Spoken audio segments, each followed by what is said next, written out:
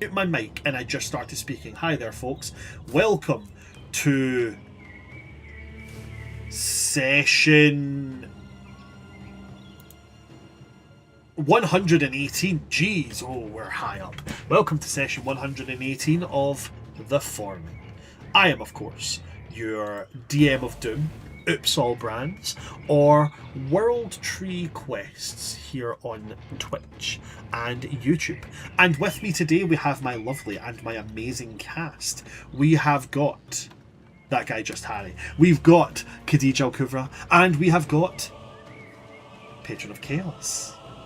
Now, as you guys are aware, throughout these little lovely months, throughout this little lovely month of June, we have been saying Happy Pride, and Happy Pride should still be a thing despite the fact that we're getting to the end of that month. Doesn't mean you should stop celebrating. In fact, celebrate harder. Also, for those of us who celebrate it, Happy Men's Mental Health Awareness Month. Even though it's getting to the end, it should not leave your thought. That it is still a pressing matter in the world, despite the fact that there are other things that are also pressing matters in the world. On the note of other pressing matters in the world, if you fall under the form of admiration or worship or respect for any form of right-wing political party in the world at this moment in time, fuck you. You're in fact the worst type of person, and I hope your socks are always slightly damp. Here at World Tree Quest, we are an entirely welcoming, open-armed branch of the TTRPG community, and that includes everybody, regardless of their political identity, regardless of their ethnic or cultural or national identity, regardless of their sexual, gender, regardless of anything that you can possibly think of. You are welcome in this community, as long as your opinions do not cause harm or do not cause dehumanization to any other person in this community. The moment you believe something that dehumanizes or lessens another human being, you are not a good person. And we don't want you here. So there's the door, and I hope it hits you on the way out. Moving swiftly on, guys, can anybody remind me what the frickle frack happened last session? A lot. Let's see. Eliyon came back. We all regrouped. We got back to the house. Aria got her pain payback and basically was magically induced depression. Which didn't end up really being for like the thing that she made the deal for in the first place, because now we have a new exit out. So, bummer, but she doesn't regret doing that to help her friends. We were warned not to trust the priest, so we all kind of just like signaled each other and was like, which we did very, very swiftly. Harrahal came back. We kind of like rallied ourselves and buffed each other up before we went down to the real Crooked House and down the stairs and saw the Crooked Man and a unconscious Kesales. And then we got into a boss fight. Kesales is no longer unconscious, just up to 1 hit point. Aria is unconscious with 1 failed death save. With 1 failed death save? The disadvantages and the vulnerabilities from the second stage of the Crooked Plague have been fucking killing me. It's really been doing me in. Stacks up, man. It really does. But now we're back, finally out of the Crooked House. All of us alive, if not well, hanging on by a thread. And now the Crooked Man is real bad, and Brightcliff is ashes. Pretty much, yeah. Yeah, pretty much. It is looking rough. But on the plus side, we're out of the house finally, and Aria doesn't have the 7-day lasting magical depression anymore, so that's something. Yeah, that is good to see. That is good to see. She's just gonna be organically depressed later. Just organically, Free range. Oh, Aria is straight away, your first turn you're going to be getting up from prone, as straight off the bat you've been given health. So you can roll 4d4 plus 4. Really? Yep. Straight off the bat you've been given hit points. So you can roll 4d4 plus 4.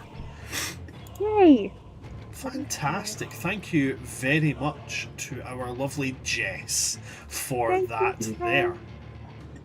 Thank you so much, friend. Okay, let me get another 4.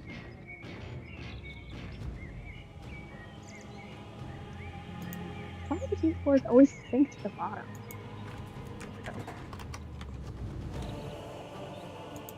Ugh. Oh, those are 17. 17. Yep. Not bad. Not bad at all. It's up. So so that is my action or my movement? Or I use half my movement to get me up. Yes, so when it comes to your turn, you will use half your movement to get up, okay? But it's not your turn yet, okay? Just checking. That's absolutely fine. Not at all, not at all.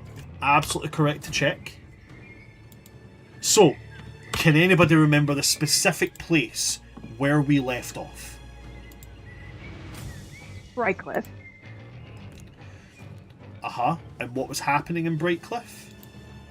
It's in ashes. That shit was gone, boy. It's in absolute ashes, and we are moving into the second phase of combat with the Crooked Man. The Crooked Man's guise has entirely dropped. There's no pretense. There's no glamour about him anymore. He is entirely... what's the way you could put it? He's entirely transparent. There is nothing here that is covering him up anymore. There's no masquerade to him.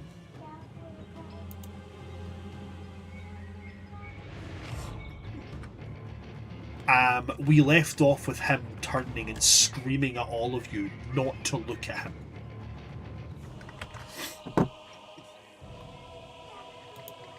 And with that, we go to the top of combat in Phase 2.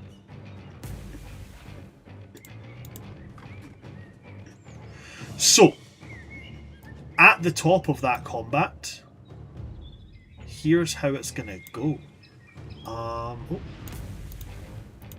Some things have become awry. Give me just a moment. Something just appeared, then disappeared. Something went awry.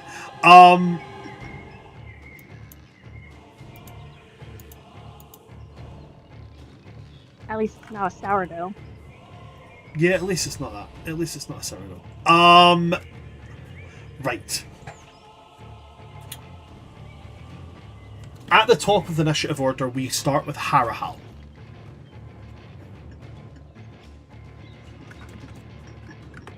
So, Harrahal, seeing that they're back where they were, I do need to make a Constitution save for him straight away. Because now he's not only exposed to the daylight spell, he's now also in daylight. They are both stacking. So just bear with me just a little moment. Oh no, that book's not there. The book's over here now. I keep forgetting my books are on my desk now. Is Harrahal within 30 feet of me? No, Harrahal was outside of the 30 feet because Harrahal attacked and then moved past him. Okay, I was going to say, because my what thing I'm rolling for makes is the dim Constitution light. to see... Yeah, so what I'm rolling for is to see if he can... If he's debilitated by the sunlight or if he'll take damage but can move. So that's what I'm going to roll for just now. Once I find what in the frickle frack I've done with my dice box. I've got a dice box here, but it doesn't have any of my dice in it. So that means I'm going to have to go to the box of doom. What dices will I use today? I will use... I feel like this set needs a play. Yeah, we'll go with these guys. And what other one? Oh, I'll use these ones. No, not you. You guys are ugly. These ones. These ones have little skulls inside them. And little splotches of blood, which makes it pretty. Cool. These will be my dice for today. So, Harrahal, let's see how you're doing today, buddy. Oh, first dice roll off the bat today. We have a nat 20, guys. First dice roll off the bat, nat 20. Harrahal's going to take half the damage of it altogether. So, Aria, can you... Oh, no. Oh, wait, no. The daylight spell doesn't cause damage on its own. It causes damage if you remember, so it won't stack. He's just in daylight. Okay, cool. So, in that case, it will be... 5d6. 4d6 damage, sorry, 4d6 damage. But he does have vulnerability to it though. He does have vulnerability to the damage. So that's a 6, a 6, a 5 and a 3. So 5 and 3 is 8 plus 12 is 20. He'll take half the damage because he succeeded on the Constitution save, but it is doubled again. So he's going to take 20 radiant damage.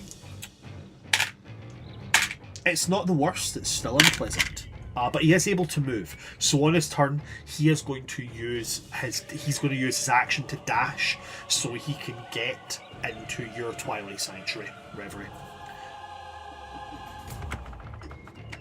So that's his action. His bonus action, he will. His bonus action, he is going to. He's going to use his blood curse. So basically, with his blood curse, he is going to cause damage to himself. This is part of being a blood hunter, and he is going to amplify that blood curse. Basically, what this means is he can push for it to be a bit more damaging. Okay. So he's going to use the blood curse he has available, which is the blood curse of bloated agony. So he's going to make a d6 of damage to himself. That's 6. He'll take 6 damage on that. And then the creature has to make I believe it is a strength saving throw for this one. Just double check on that, just so I'm sure.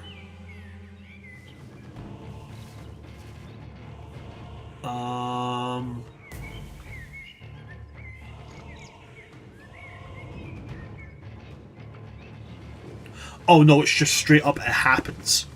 It just happens. So he's going to use a blood curse of bloated agony. He's going to amplify it. So the blood curse of bloated agony, the creature has disadvantage on strength and dexterity checks, and it takes 1d8 necrotic damage if it makes more than one attack on its turn. He's going to amplify this, which means it will last for a minute, or until this creature succeeds in a Constitution saving throw that matches his DC. So, going to be fun there, guys. But that is going to be Harrahal's turn. After Harrahal, it is going to go to Aria. You are on deck. Alrighty. Oh, sorry, Aria, you're up. Crooked Man is on deck. Okay. I'm going to use half my movement, thanks to the hit points from our friend, to get me back up. And immediately I'm going to use my action to pull out Heaven's Herald and give that a blow. Okay. And that means that I'm going to catch all of the allies. So that's me, Reverie, Eliyon, Harrahal, Kesales, and even Logan and Kotada, even though I know they're not like in the combat with us, just because I can get so many people. And also Feorn too. I know he's still with us. All allied creatures become immune to being frightened and make all wisdom saving throws with advantage. In addition, hit point maximums increase by 2d10, which I'll roll, and then it gains the same number of hit points, and these benefits last for 24 hours. Okay. And let me see. So let me roll the 2d10s real quick. Like she just gives a shaky blow, not even thinking, just instinct. I'm up, gotta help my friends. Love There we go.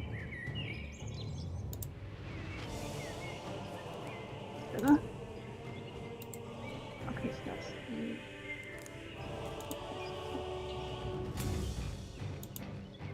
that's 8, and then that's doubled for hit points. So the that's double that's an 8, and then what? Sorry, did you say that? and then it's doubled for like the hit point healing, so that's 16. So you get 8 temporary HP, like 8 on your maximum HP, and Right, then yeah, you got get you. that for 8 for healing HP. So 16. Okay, awesome. Got you now. Fantastic. And then for my bonus action, I think Aria now kind of like blinks and looks around, and she catches that she doesn't feel that depressed, barely hopeful numbness anymore. She sees that there's color, and she can feel joy. She can feel again, and that momentary joy is cut off when she sees, like, it's expanded when she sees that we're out of the crooked house. We all made it out alive, but then she sees where they are, and it's Brightcliff, and it's sundered, and she's just overcome with initial shock and grief that this place that was as close to a home in summer as she ever felt is now gone. But there's that lingering hope that the people got out, but there's still that grief and anger, and she uses that to channel it into her song. And I'm gonna cast at 6th level on her violin, and she's gonna sing too and get all that out.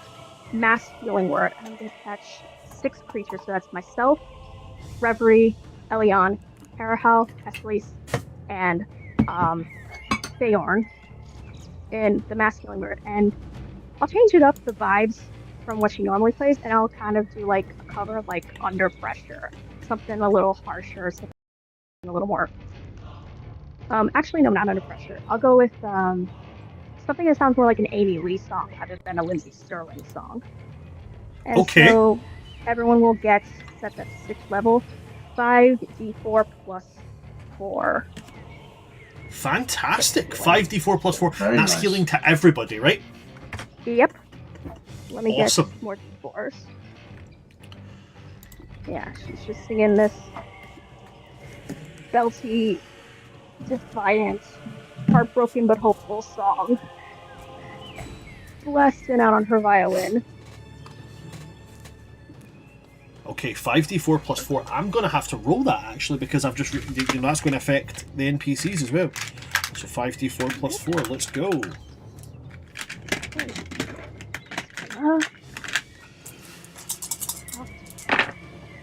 3 and 3. Oh, that's all 3s. 4 3s is 12. Plus 1 more is a 4. 12 and 4, 16. 20 damage. Harrahal heals exactly what he took. I'm missing one. So those are the wrong dice. So Kesales is going to get back 20 hit points. That's good. Where's my other? Why did the D4 go sink to the bottom? Ah. Nope, that's the wrong one. Sorry guys, these D4s. Oh, here we go.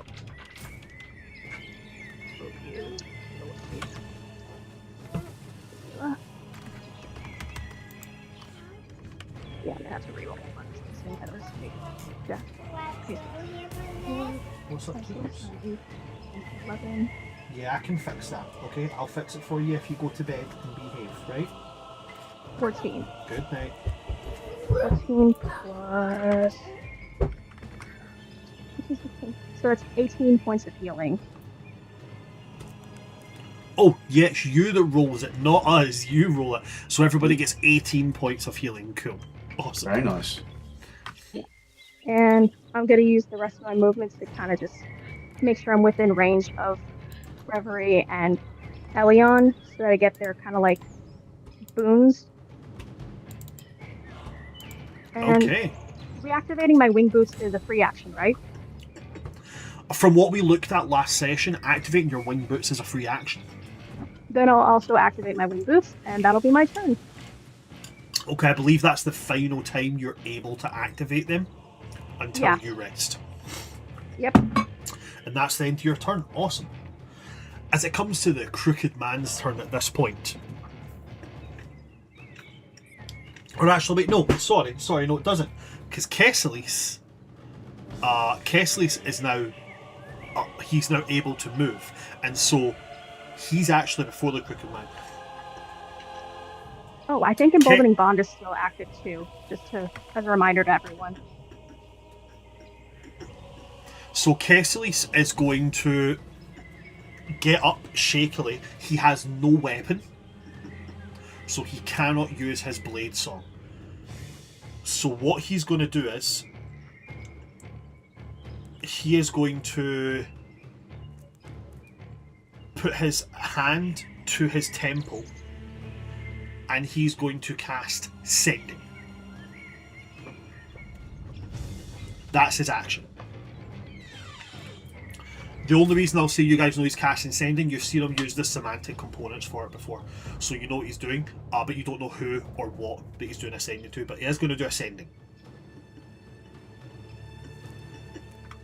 Okay. To anybody that can use... Oh wait, that's everybody. As he does this, you all can make an Arcana check if you would like.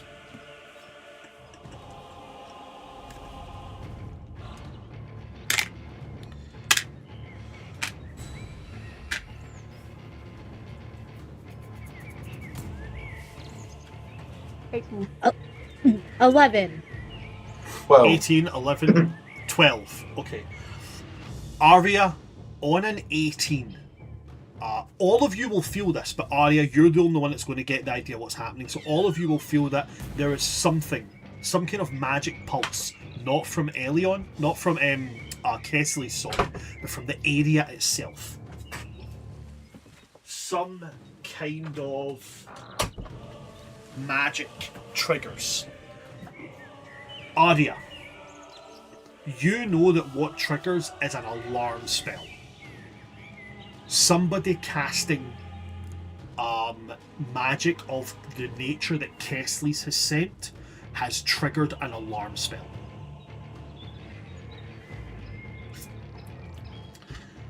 As he does this, there's nothing else he can do. That's what he's got, unless he's got a weapon and he can do his blade song. That's it. That's all he's got. So that's going to be the end of his turn. At which point it's going to go to it's going to go to, at the end of Kesales' turn, there's going to be a legendary action. As the legendary action takes effect, the Crooked Man is going to disappear and appear right at Kesales, hand on his throat, lifting him up. And as he starts to squeeze and clench, he leans in and starts to whisper something to Kesales, before in his other hand, this jagged, crystalline fissure starts to appear. A dense, corrupted darkness. And then about 30 feet away from you guys, a glyph is going to ignite on the ground. And then a portal is going to form right in the air. And from that portal, someone is going to step through.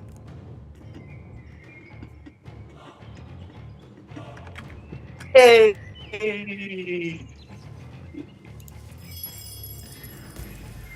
And going straight into Sheila's turn. Sheila, as you step out, desolate wasteland, burned down bright cliff, which has probably been visited by spring and autumn and winter's forces over and over again to try and ensure that someone might come back. But as the alarm spell goes off and you immediately make your way to a teleportation circle and hop through, Sheila, we come to your turn. What would you like to do? Sheila is gonna walk through the portal and just shake her head at everyone, be like, "Could you guys hurry up? We have some other important things to do on this side." And then she is gonna cast Psychic Lance at the Crooked Man. Okay, a Psychic Lance. We love a Psychic Lance. We Now, love this a might Psychic crack Lance. it. I said a legendary action. I didn't say it was the Crooked Man's.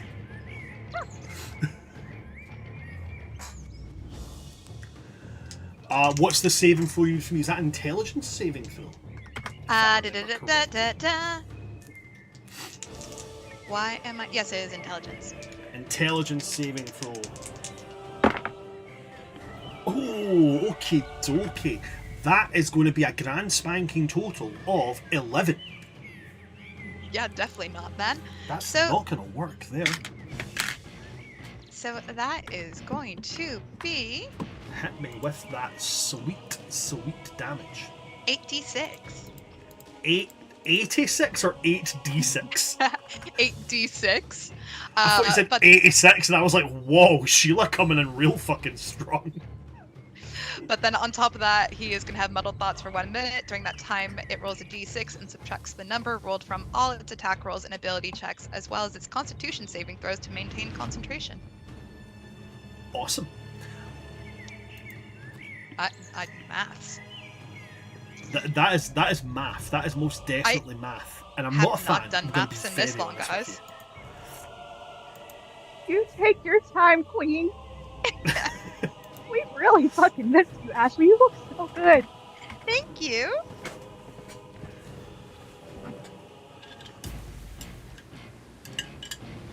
I told you guys there would be something that would cause an upset.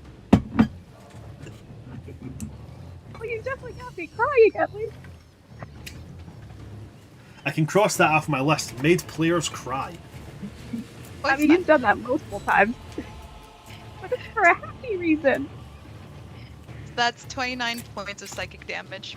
29 points of psychic damage. As Sheila steps out, makes the sarcastic admonishment to the party, points her fingers towards this guy, and lets loose this psionic lance straight into his mind.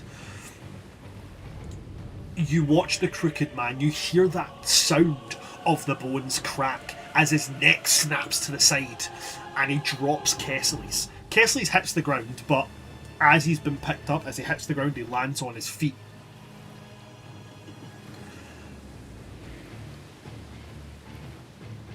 And as he takes this damage, he's going to turn his head towards you, Sheila. Give a kind of skewed look, as if trying to remember your face. But as his thoughts are now muddled, I'm not even going to bother rolling for him. Is there anything else that you would like to do with your turn there, Sheila? Nah, she'll just wink at him as soon as he looks at her.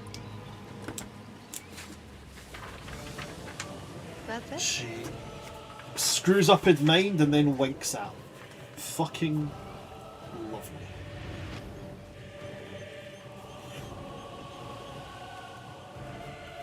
Awesome sauce.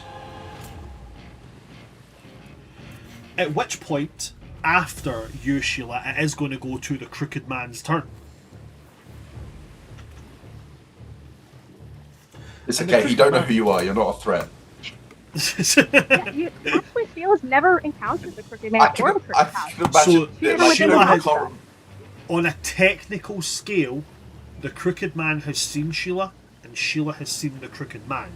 But the Crooked Man was a silhouette, and it was when you guys first went into the Crooked House. But Sheila's never, quote-unquote, encountered the Crooked Man. So, I can imagine it like when you can't missed remember all an the actor's trauma. name, and he's like, oh, what's that? Star Trek. he goes to recite some crooked poetry, then just goes, wait, shit. What rhymes with sparrow? I need to check on IMDb who this person is. Who? Oh shit! Yeah.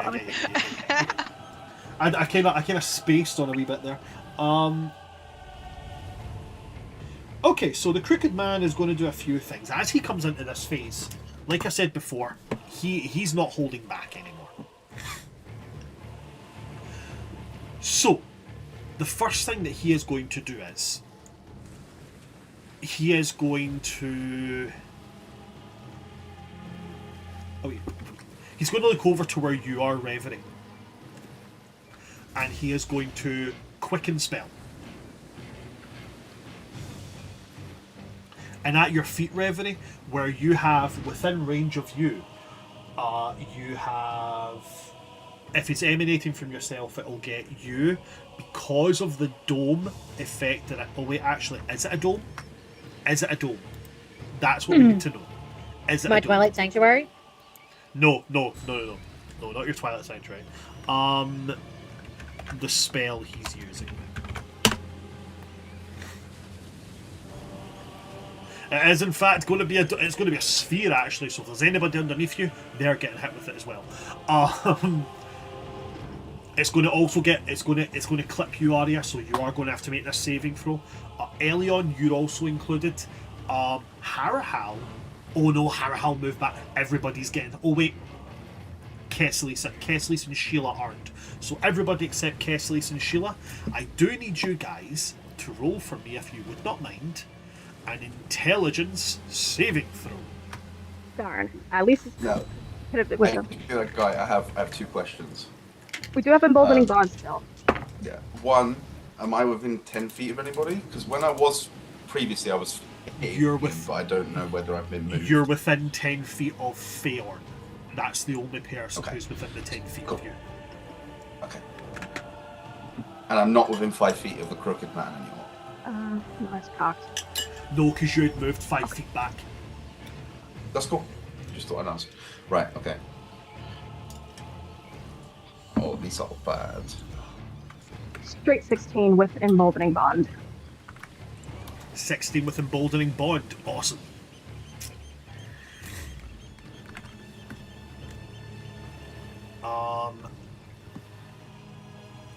Feorn's gonna fail that.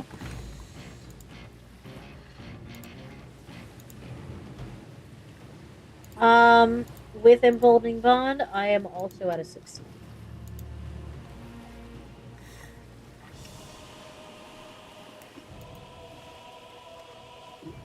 Come on, Eliyon, give us some good news. Oh, 10. Oh, okay. Or don't. That's up to you. I have a plus okay, 5 to all so- saves, and my save on intelligence is plus 5. Oh wait, I'm within range of you, Elian, so do I get the +5 on the... Eliyon, you're Thing? not within range of Eliyon. No. Oh, okay. I thought I got within range of all of them before. Did you say you were going towards Eliyon? I said I was going back towards my friends so that I was within range of like both their like boons that they get, because I know with the... Oh, right, or okay, I missed Twilight that part. Okay, Sanctuary. then in that case, you'll get your +5. You'll get your +5 Okay. on that. So then that's Oh. 18, 18, 19, 21 then. Also, I hate to be that guy. Harry, you also have emboldening bond. Yeah, that's with emboldening bond. I rolled a 3. Plus 2 for the D4, plus 5. On an intelligence save, yeah. And we don't get Yeah. any advantage. If it I would have been speak wisdom, for we would have gotten everybody. advantage. I speak for everybody when I Harold. say, damn. Okay, then all of you are going to take some damage, and it is going to be damage that you all failed to save against, unfortunately. But I'm sure it'll be like 7 damage. It's fine. Oh, absolutely.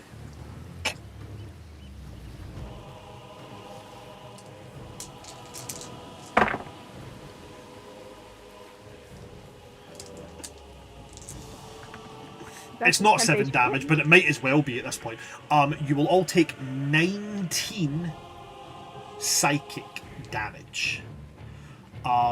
You guys also have muddled thoughts for 1 minute, and during that time, you roll a d6 and subtract the number rolled from all of your attack rolls and ability checks, as well as Constitution saving throws to maintain concentration. And you can make an intelligence saving throw at the end of each of your turns to end the effect on your yourself on a success.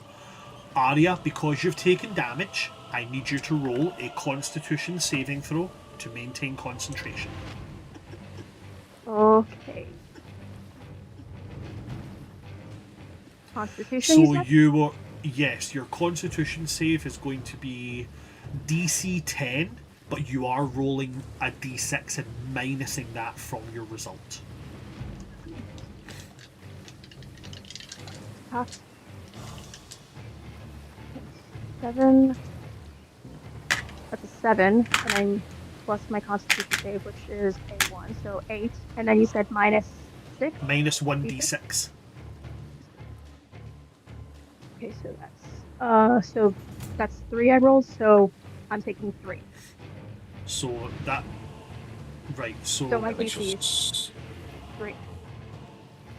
So it's a total of 3. Yeah, because I rolled a 7, Constitution is plus 1, and then So I that's rolled 8. a 3. So then that And I becomes rolled a 5. Oh, math. Okay, cool. And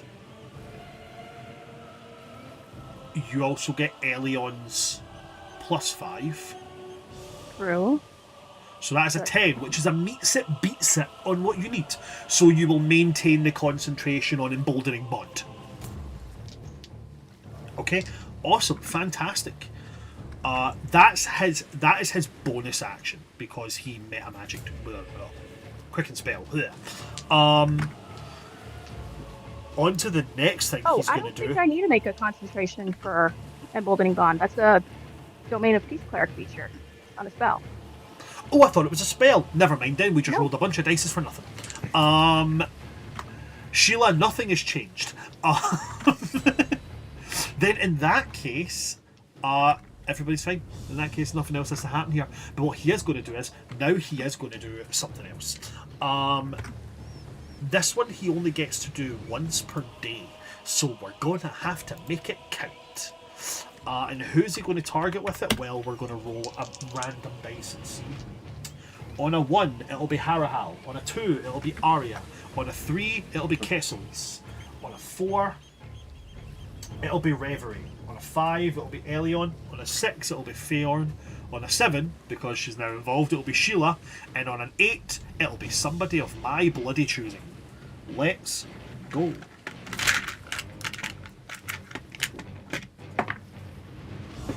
That would be a 6. Feorn's getting hit with it. Buddy. Okay. So he's going to think target Feorn. And he speaks in Sylvan. And as he does so, he says, Wander until you wander and never find your way home. And then he's going to cast Maze. So that is going to be a... Oh, there's no saving throw on that. Never mind. And the duration is 10 minutes. So, Feorn, on his turn, can use his action to attempt to escape. When he does so, he has to make a DC 20 intelligence check. If he succeeds, he escapes and the spell ends. When the spell ends, the target reappears in the space it left, or if that space is occupied, the nearest unoccupied space. So you guys watch as Feorn just blips out of existence. Feorn will make an intelligence save on each of his turns. Sheila, I forgot, you haven't met Feorn. There is a werewolf with these guys who leaps at the crooked man before just getting blooped out of existence.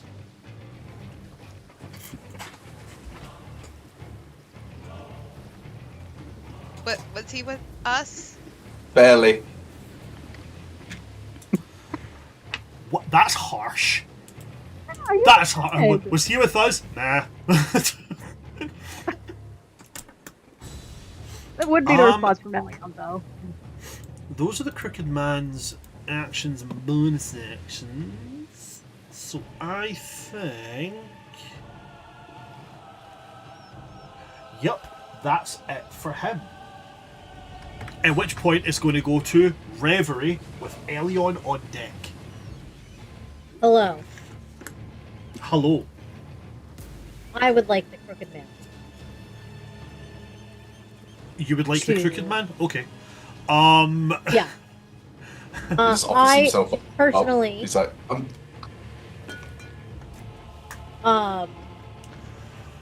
would like for him to roll for me a Roll. wisdom saving. Wisdom save. Okay, okay. Is this a spell or magical effect? Yeah. Wisdom save. Point out. Okay. Brad's not rolling it. The Crooked Man is stopping and rolling a dice. One sec, guys. Wait. That's going to be a 32. Damn! Okay. I hate this. He like so wise. He wise. I hate it. Okay, never mind. And then, can I hit him as a bonus action? I can, right? Yeah, you can help. Or I mean, Yeah, you can attempt to. Yeah, I'm gonna pull out my big diamond crystal warhammer, and I'm going to whack him across his head. Okay, you're gonna Maybe whack him get his across neck his back head. in the right position. let me smack you back to normal. Okay, roll to hit. Acupuncture, not acupuncture, chiropractic via Warhammer. Yeah. 100%.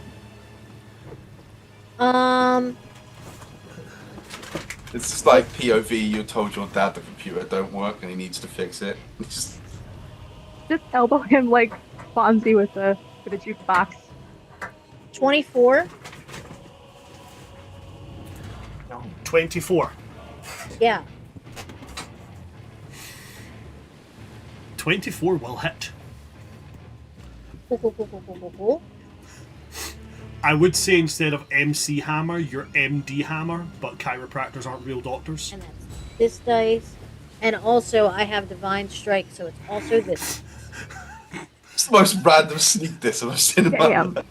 Yeah, fuck Take the your, chiropractors. take your fucking witchcraft and get the fuck. Take your pseudoscience and get the fuck out of here.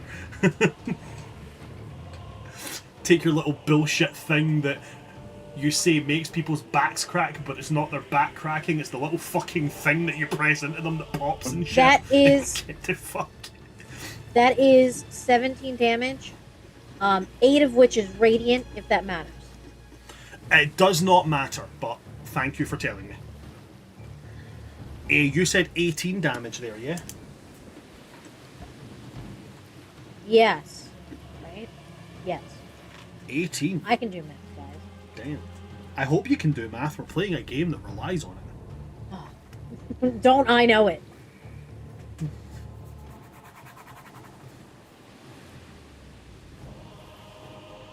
Okay, anything else for you there, Reverie? Yeah. Can I... Is tossing a weapon at somebody else a free action? Technically a bonus action. Okay. Never mind. But as a free action, Reverie's just gonna look at Sheila and go, oh my god, I've missed you.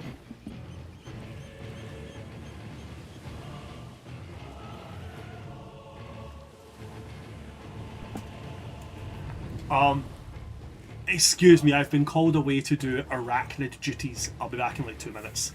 And then go get a spider out shower. Fucking spiders. Ashley! How are you? We missed you. It's so good to Alright, see thank you. You look great, seriously. Thanks. How you guys doing? Much better now that you're here. Yeah. I've heard this has been going on for quite a while. Even longer than Bran intended. It's been a nightmare, literally. We've been here for, I don't know, 2 months? 3? Seven. Brandon was making it Out- sound like longer than that. Yeah. Maybe it outside might of- be longer than that. No, I can't it's remember. definitely longer than that. This is like 10 or 11 sessions. It's like 3 or 4 months. We've been on like 6 months. It's been 7 years, Ash. We have 7. fought, we have fought so many bosses. We had to do so many puzzles that we could not figure out. Sheila's literally the brain cell. And we didn't have Kessel's either. Because we got We had split up. puzzles that sounded like riddles that made me and like actively me, the player, and Harry, the player, argue. I was caught in the middle. She was screaming time at a corpse. Mom and Dad were fighting. Basically, Aria was Yeah, caught in the middle like the child of not quite divorced, but should be divorced she is.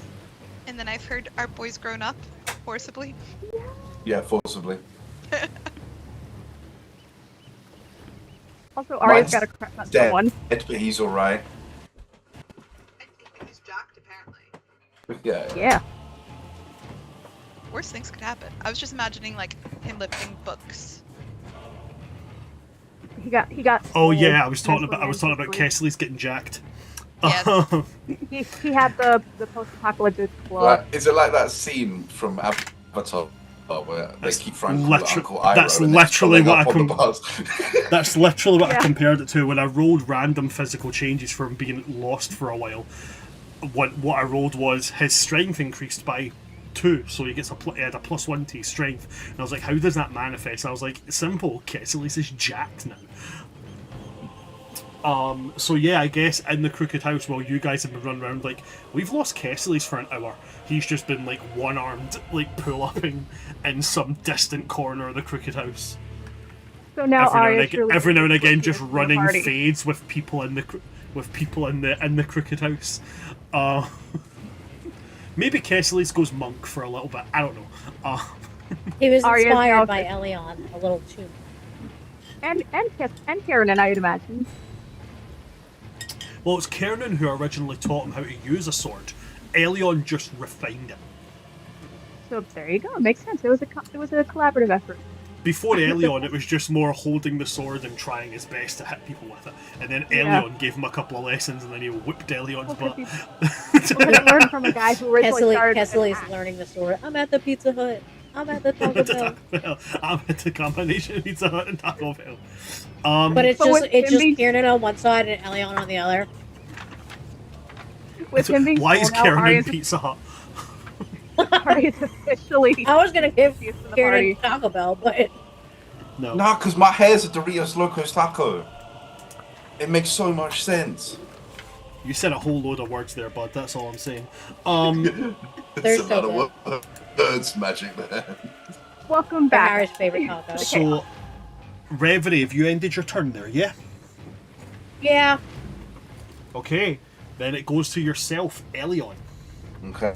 I am bridging the gap between me and Sir Crooked. You know, to use his formal title. Yep. Sir Crooked Man. That's his name. Thou crooked maneth. That's his name. And then I will take my 2 attacks as long as I'm within range from just movement. Of course, make your 2 attacks. Okay, so my vow is still giving me advantage, but I'm minus d6 on both. So Yes. And you can choose to make that intelligence saving throw at the end of each of your turns, remember. okay, Why? okay, so Does that is my 14 Thanks. plus 9. I forgot that was the thing that I could do. So that is 23 for the first one. On your attack rolls. On the first one, yeah. So Okay, so you slice down, that will hit. okay, and on the second one, 22. So you slice down on the first one and you will strike true. On the second one, that is a meets it, beats it. Very cool.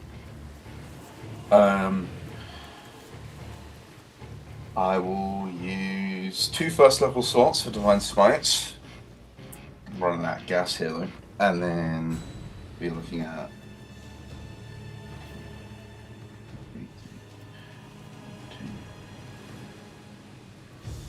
5. That was terrible. 15 for the first one. 15 damage on the first one, okay.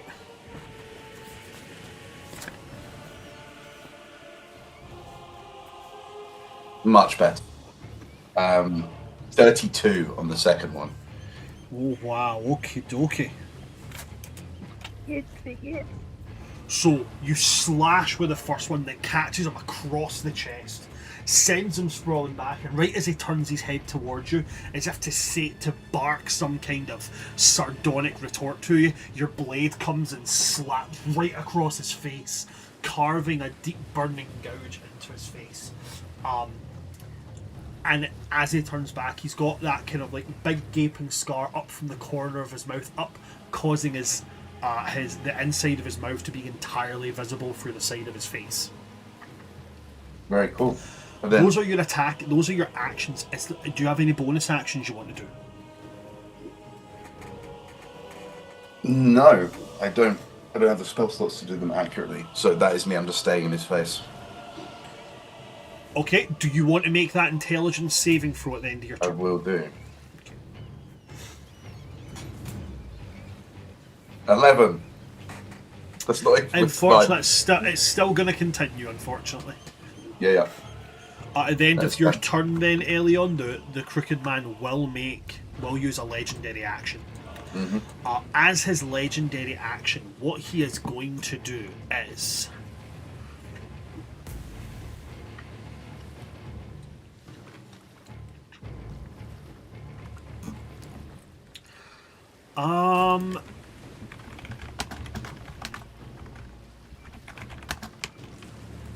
what will I have him do?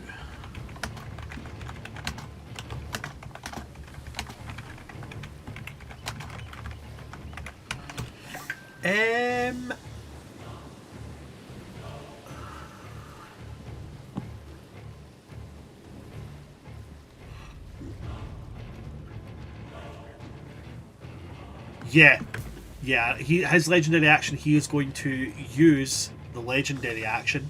There was a Crooked Man, and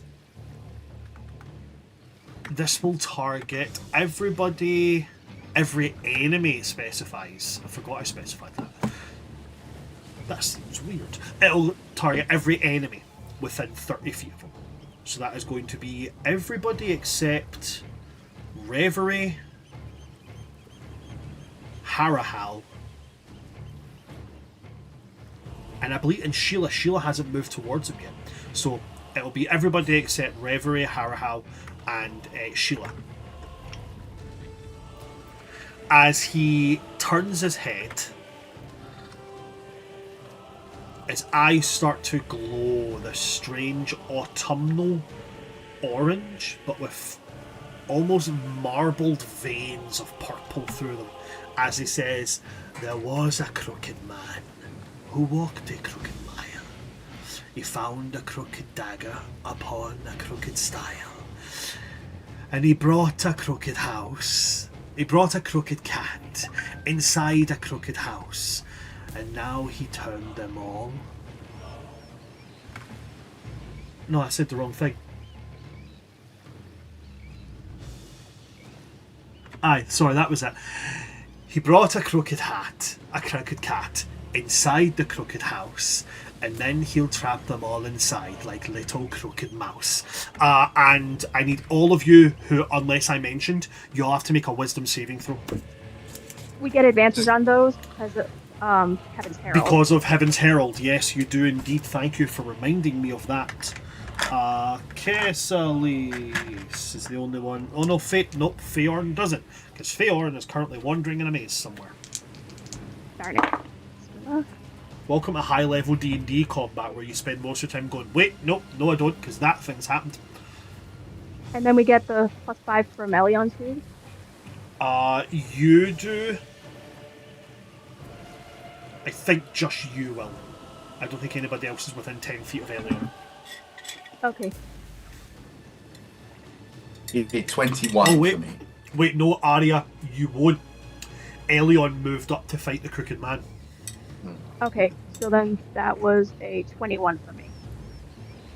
21 for Aria. Eliyon? 21.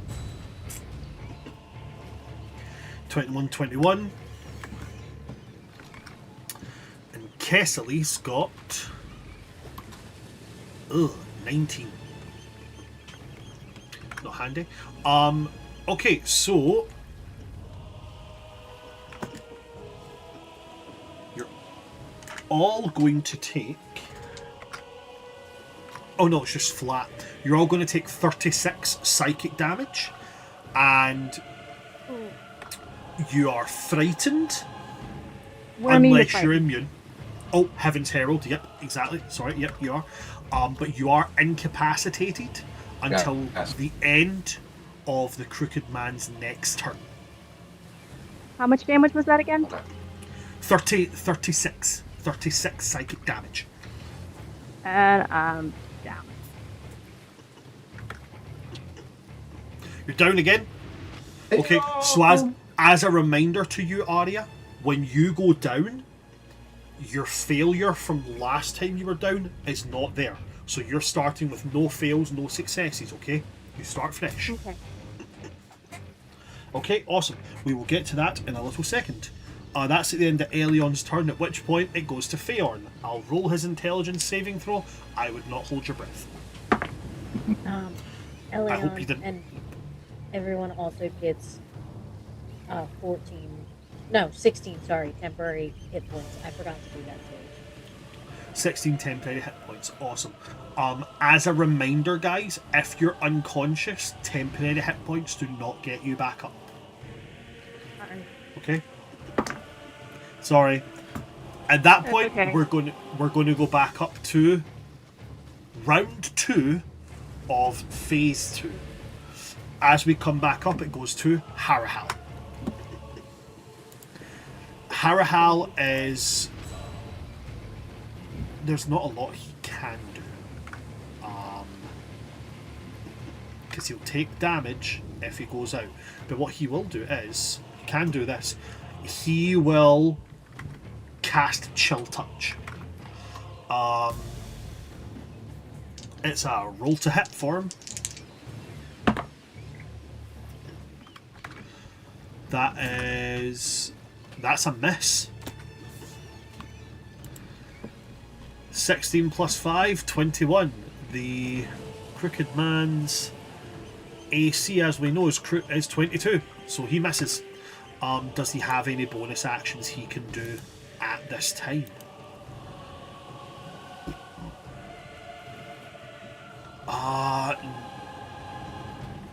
No, he does not. Not that's worth using. So that's going to be Harrahal done. Aria, as we come to you.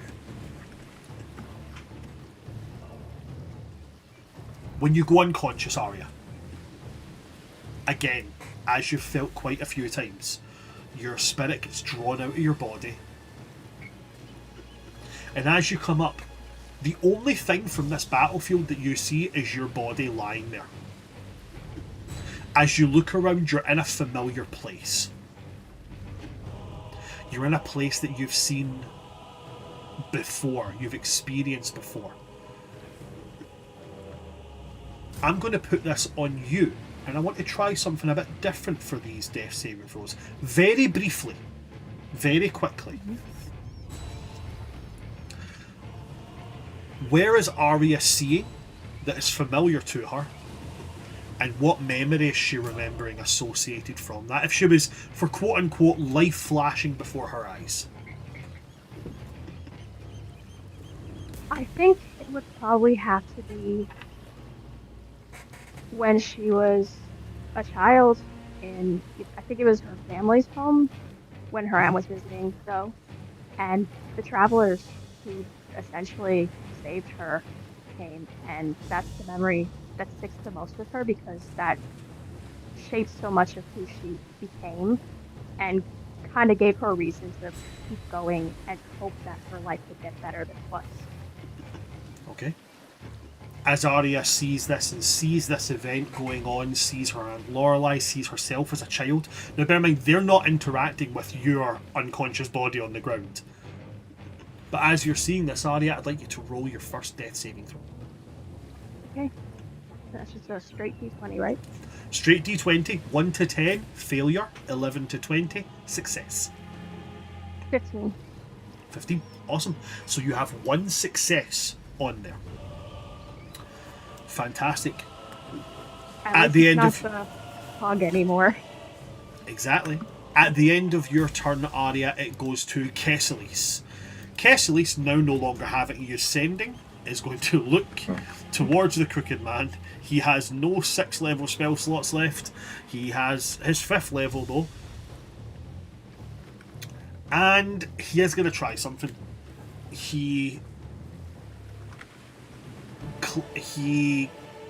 Oh, wait, hold on. Oh, I don't think he can cast magic.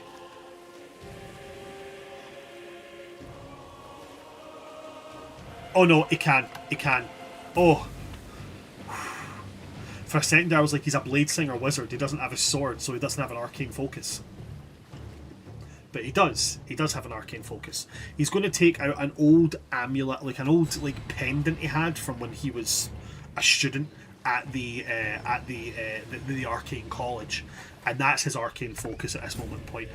And he's going to gesture towards the Crooked Man, and he's going to say, "I've really had enough of your stupid rites," and he's going to try to cast Hold Person. So Hold Person's a 5th level spell. Choose a humanoid that you can see within range. Oh wait, no, that won't work. It specifies humanoid. Crooked Man's not a humanoid. Well, damn.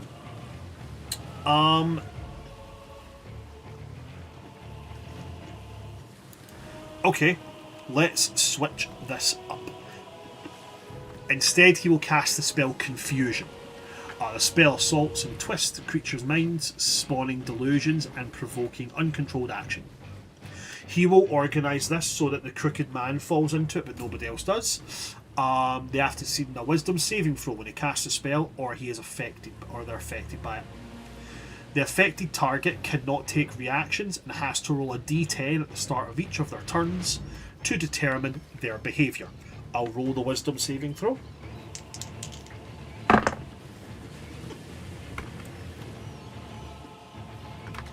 Oh, because of Sheila's spell, he has to subtract a d6 from them. That's a 6. So an 11 on the dice minus 6 makes 6. The Crooked Man's Wisdom save is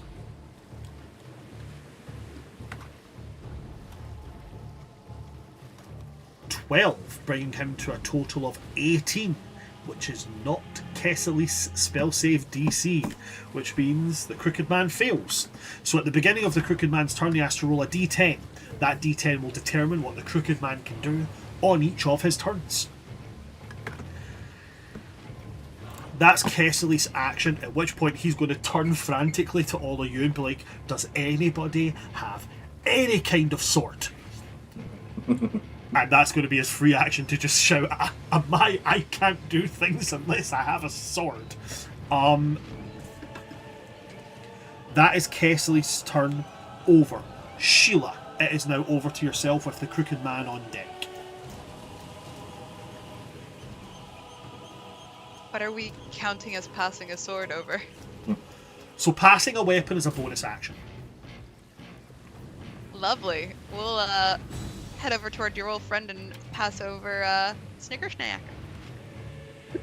Give a great sword. I was gonna make him a sword, but then I got knocked out. If you don't want to give up Snickersnack, I do have a scimitar that I'm not using. Epic Games Launcher, what the fuck? She'll just be like, it's just a load. Okay, Snickersnack right. is so for snickety. Right, so this could actually be really dangerous because Kesales does have a +6 in intelligence, but strangely his second highest stat is his charisma, which is a +4. And Snicker Snack uses your charisma instead of strength or dex.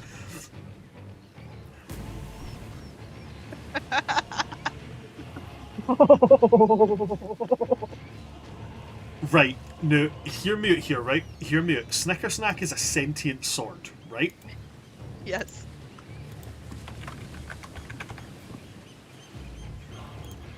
I am going to roll a charisma save for Snicker Snack, because it's sentient, so it has a charisma stat. I'm going to roll a charisma save for it, and if it fails the charisma save, I will allow it to automatically attune. Let's go here. Charisma of 18, so that's 18 plus 4. You are its wielder. It is attuned to you. You passing it, I will say that will give it disadvantage. So the current roll we have is an 11. We're rolling with disadvantage here. Okay, that's still an 11. 11 and 18 would be a plus 4. That's a total of 15. I'm going to say that that's not going to be enough. Number I had in my mind was a 16. That's not going to do it. So as you pass it over, Snicker Snack automatically attunes and speaks to you still. And the same mess will go to Kesales. So Snicker Snack will go, "This is only a loan. I will be going back to my proper owner once this is done. But for now, let's kill this son of a bitch." You miss Snicker Snack too. He's so sassy. Snicker Snack is sassy. Snicker Snack is really cool. Snicker Snack is honestly one of my favourite D&D items. Mine Like, too. official items. I think it's really cool. Also, it's about time somebody had a bardic greatsword. It's too good. It's too good. Yeah. I do like Miss Carver too. Yeah, but Myth Carver's like weird. I feel weird when people use the vestiges of divergence. I'm like, yeah, but you're not Vox Machina. That's fair. That's fair. And Snicker Snack's got more personality. Snicker Snack has a lot more personality. Okay, cool. We have a Snickers. Holy fuck. Okay. Cool. This is way better than if I argued just performance of creation a sword for him. Okay, so that's bonus action. That's bonus action. Sheila. That's bonus Proceed. action. Lovely. And I'd spoken on my last round, I'd used Synaptic Static. But this time, we're going to use Psychic Glance at 6th level. So, yeah. If you would please roll. I For an shall intelligence indeed. save. Intelligence saving throw. Okay, cool. And he does have to take a d6 off it. So that's a 5 that he's taking off it. That was cocked. However, I will say right now, we do have a nat 1 here. Now it is at advantage, but you could also be another 1. Just say. Didn't even land in the fucking box. Okay, never mind. So that's an 11 minus 5 brings him to 6. His intelligence saving throw is a plus 16, so that's going to be a 22. Gosh dang it. Fine. He beats it by 2. Lovely. But then, on a failed save, the target takes... Oh, sorry. Takes half as much still, though. Half as much So- psychic damage. Hit him with it. Yeah. Let's go. While you do that, I'm going to go and get some soda because... Oh, it is warm.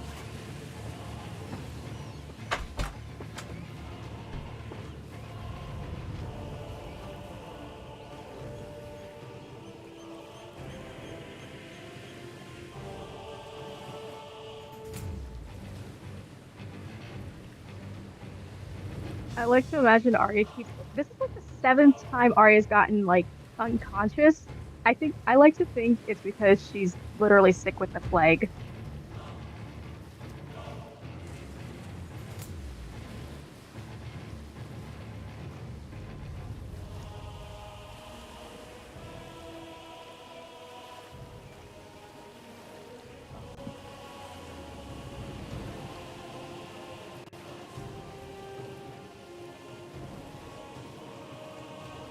I'm so tired of getting knocked the fuck out.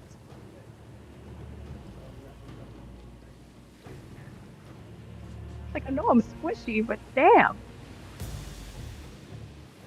Just be less squishy. Well, I think it's also because when we got our long rest, she immediately got hit with that nasty, like, pain that brought her back down. So, like, she wasn't even getting to go in with a full HP to this boss battle, even after healing herself. Because I didn't want to because I didn't want to use up all my healings yet.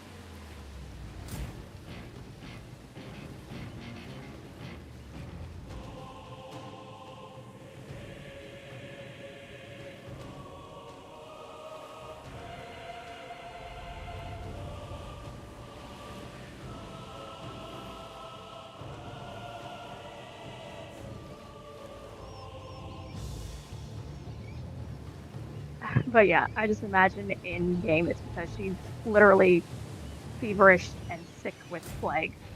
Hmm. Which narratively that makes the most sense.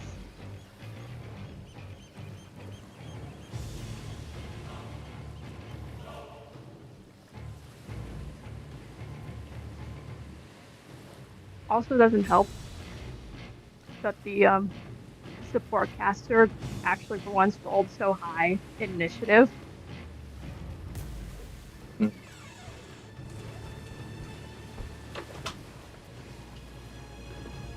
I'm back. So what's the plan? How are we fucking this guy up? Sorry about that, guys. The I heat just was need to on get back to full the punk blast. I swear sometimes me and Brandon are the same person. I swear. All I'm saying is, have you ever seen me and Liz in the same room before? Actually, one of us has. Yes. Actually, I actually, we have. But Batman wasn't there, Brandon though. might win for real. Batman We look wasn't there. identical, you know? What? Because of the ponytail, the long because of the ponytail, the long hair, the glasses, and the fact that we both disappear and appear randomly, complaining about heat. Nah, Yes. we're not that similar. And the inability to get on roller coasters. And you both have glasses, and you both love horror media. Mm-hmm. Sorry, do remind me. I rolled for the psychic lance? Yep, so it's 14 points of psychic damage. 14 points of psychic damage. We do love to see it. Okay. 14 points of psychic damage. Okay, now Sheila, that's your action. You've got bonus action. Are you wanting to use your movement? How close is Kesales to Crooked Man? Kesales is within 5 feet of him. Ah, shit, that'd probably be all my movement then. All good. No worries. Okay. Then in that case, it does go to the Crooked Man. The Crooked Man is going to...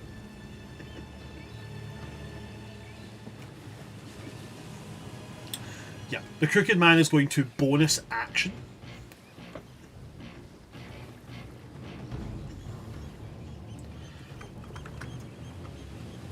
He's going to use through the door. So it's basically a Misty Step, but it's got up to a 120 foot range.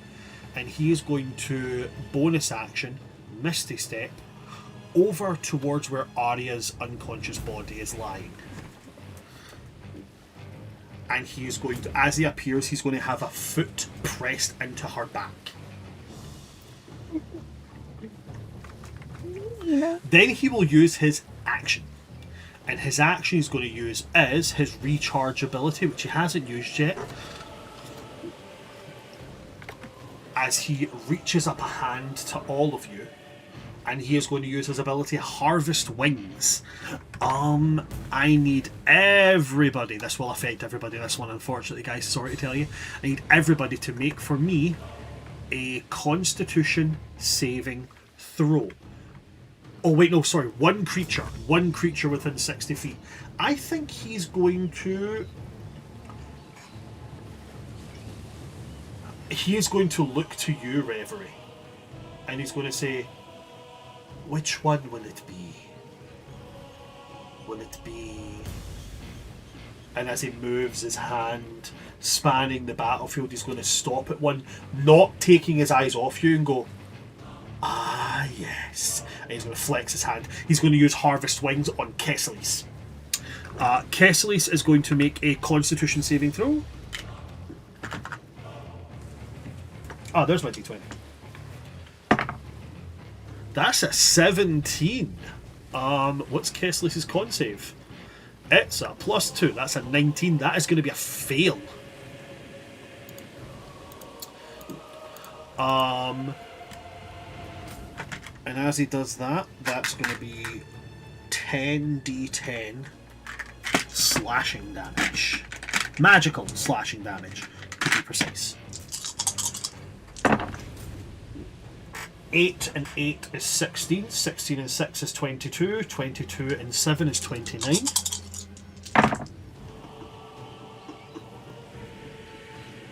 (29) and 9 is 38, 38 and 9 is 47, 47 and 3 is 50, 50 and 7 is 57. (57) and 7 is 64. 64, 64, 64, 29. And 64 plus 10 is 74. As he flexes, and you see the kind of tunic top, or the remains of the tunic top that Kesales was wearing, you see just in his back, you see blood just like splash from his back as his, in like from his shoulders down to his hips, cross-sectioning, gashes just open up. And the remains of his tunic fall off as it is just torn asunder from his body. Kesales, because he failed, he takes the damage, and he is also stunned until the end of the Crooked Man's next turn. So Kesales is vulnerable to attack. But he's hanging on. He's hanging on. That is the Crooked Man's action and bonus action. Still has his foot pressed into Aria's back. But that's the end of his turn. At the end of his turn, it goes to Eliyon. Rev first. Sorry. I think it's Reverie before me, no? I think so, yeah. Is it? Hold on. Have I missed you when I rewrote? I did. Thanks for telling me that. I tried to rewrite it because my handwriting up here is too messy, so I tried to rewrite it down here, and I've missed Reverie. Thank you very much. Reverie, it's you. Then it's Eliyon. Hello. Yeah. I like that just you do fucked that up. at the beginning of every turn. Hello. I'm going to grab the Crooked Man. Okay, so I'm in dim light from my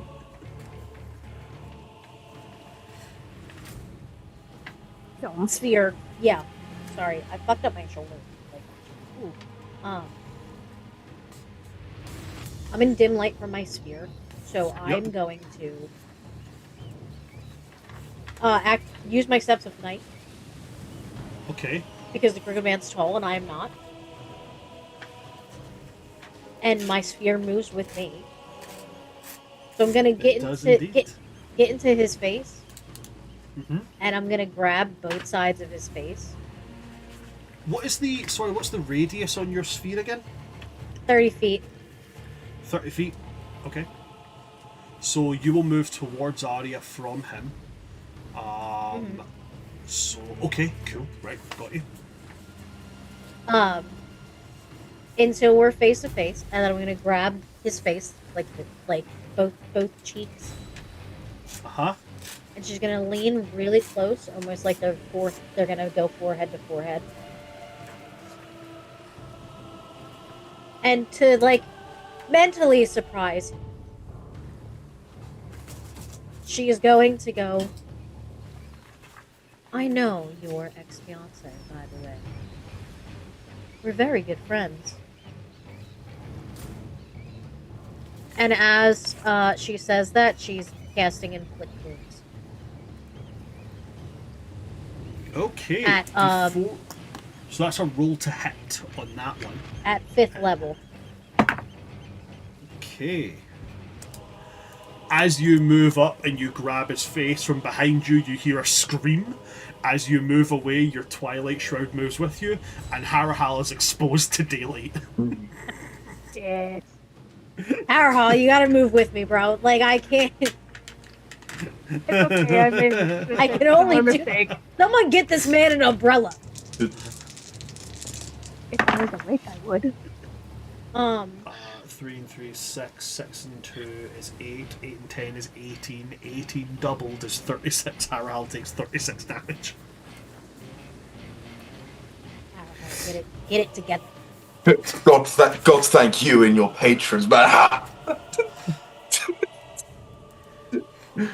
Where we go, please. Has anybody got any factor 50? If I was awake, I would magic him. Does One a of 20 those sun does hat a- umbrellas. Does a 21 hit him? A 21 does not hit. Motherfucker! This psychic lance is fucking me up, guys. Does emboldening It's bond synaptic help with- static that got you for him. Hang on, you still have emboldening bond. That works on attack rolls too. Oh shit! Yeah, you're right. It does. They don't have emboldening bond. You're unconscious. You're unconscious. No, it's not a concentration thing. It's not about That's concentration. You're no Oh, longer yeah, 'cause conscious. Your yeah. effects are no longer. It's a channel divinity. Oh, okay. Sorry, guys. I'll double check that, but I'm sure that's. Right, because it's minus. It's a channel. 6. It's a channel divinity thing. Psychic lance was minus 6 to magical stuff, right? Oh wait, hold on. Nope, emboldening bond is still active. It does not go down if you go unconscious. Yes. Okay. Emboldening bond's Hold still on. there. Domain of peace clarity. Hold on. It's a That default. that might have just saved everything. I can tell you this right now. Just- You know his AC is 22. So if you got a 20, roll the d4. Just by saying you're going to roll the d4, you'll hit. Okay.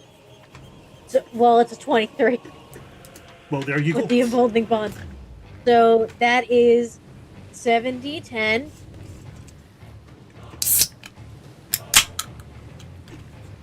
I'd That's like to some point out damage. also, this is the first time I have grabbed someone by the face, and it has not been this entire True. campaign. True.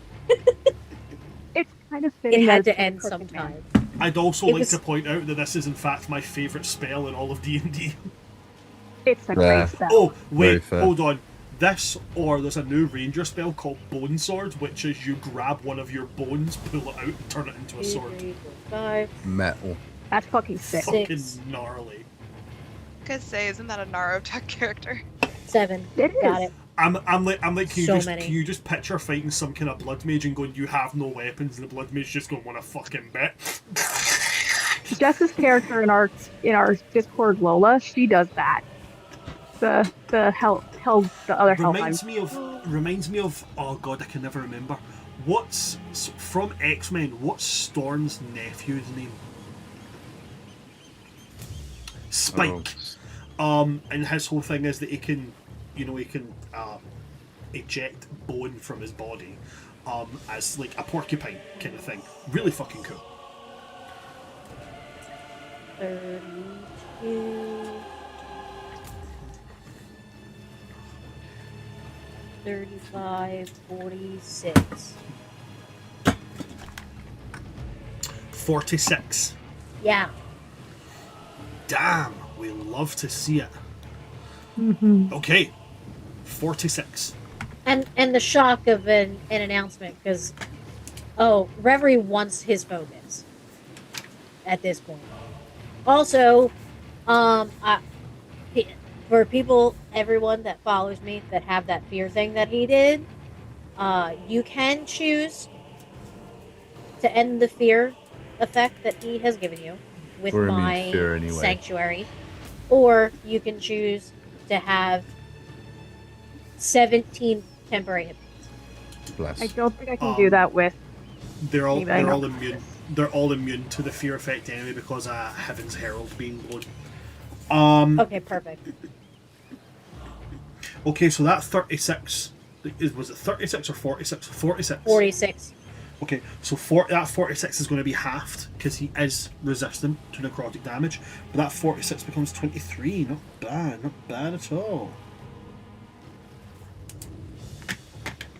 So as you grab hold of his face, there's a moment where he reaches up and his hands grab onto your hands, but you persist and eventually plant hands on him. His face jerks back, those black veins creep from where you touch him, covering his face, and he lets loose this like crooked, slack-jawed screech before snapping his head back. That's your action. Anything you used your steps of twilight, right? Your steps of night, sorry. Yeah, that was my bonus action. Right, okay, and your movement along with that, so then yeah, that would be it. So at the end of your turn, he is going to use a legendary action, Reverie. At the end of your turn,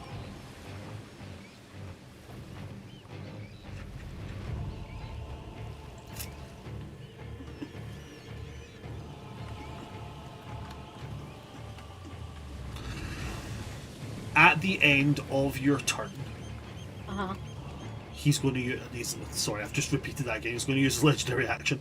The legendary action that he's going to use.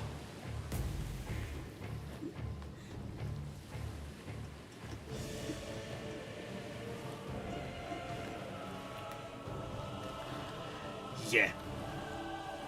Yep.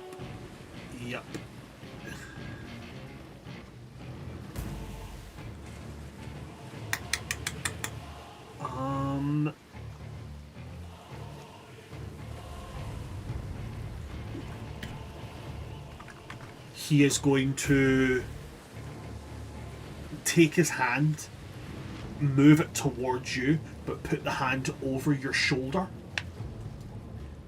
And he's going to point towards Kesales, who is at this moment stunned. Leave my son alone! And I'll ask you as I'm doing this, can you make me an insight check? Yeah. I'm good at insight, friends.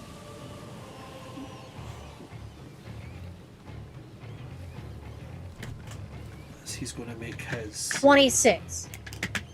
ranged attacks against him. 26. There's a kind of feral hopelessness in his eyes. He seems to be aware he's going to lose this fight, but he seems intent on hurting you.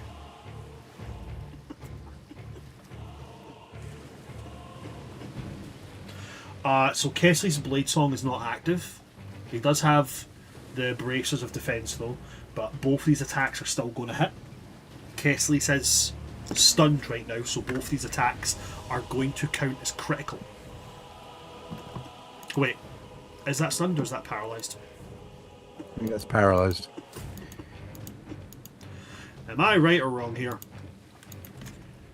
I mean, we can just do it anyway. Fuck it, just kill it. Fuck it, we No. just fucking kill him right there. He automatically fails strength and dexterity. Same rolls, attack rolls against him have advantage. No, just attack rolls against them have advantage. Okay, so the damage is going to be just the standard damage. So I need 2d6 and 2d8. First one.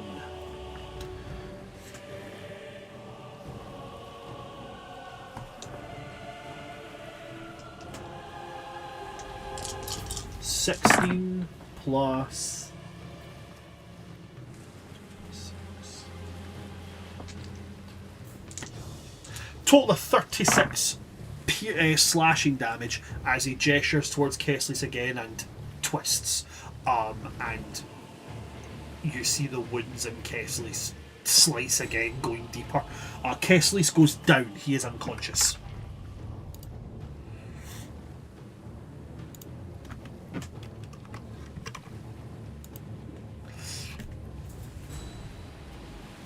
Alright. He doesn't even look at Kesales as he does it. He just gestures to him. His eyes are on you, Reverie. He's looking at your expressions. She is stone cold staring him down. That's his legendary action. Into your turn. Eliyon, it goes to you. Okay, I mean, there is no healing I can do short of having to take an opportunity attack and then run to somebody, so I'm just going to hit him. Do it. Hurt him. So, 2 attacks with advantage, minus a d6. That's not going to be that great. Yeah, that's already going to miss before. Hold on. Bowling bond is still a thing, so if it low, this needs to be a 4. No. It's a 21 to hit on the first one after all the dice. Which will not hit. That will not hit, unfortunately. The second one is much better. 24 to hit on the second one.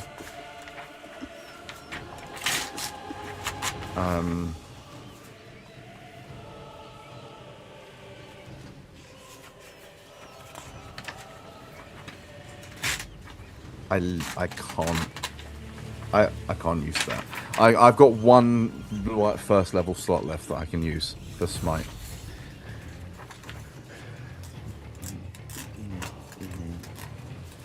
Okay, so are you just using the one? Just for the first level slot, yeah, because for the one that hits. Okay. 6. 26 radiant damage altogether. 26 radiant damage. Okay. Ooh, what was that? What we got there? Oh, thank you very much for the follow there. Thank you. Love a wee follow. Okay, 26 damage there. Fantastic. Damn, 26 damage. Alrighty. So that's your attack. Anything else? That's it. That's me. it for yourself. Alright. After you, it's going to go to Feorn. Let's roll that intelligence saving throw. It's like, where the fuck am I? He's just running through a maze somewhere going, right, a minute ago I was in a weird creepy house, and then I was in a burnt down city, and now I'm in a fucking maze. What's I'm going just on? imagining the back rooms and he's just lost. Not far off, honestly. Not far off. We are going to be a little bit early here, but at that point, that'll be the end of that round, and we're going to go to round 3 of combat here. So what I'm going to do is, I'm going to take us on an early 15-minute break. We come back and we'll go straight into this, okay? We are going to be back very soon with round 3 of this phase 2 of combat. Do not go anywhere, folks. We will see you in 15 short minutes. Don't go anywhere.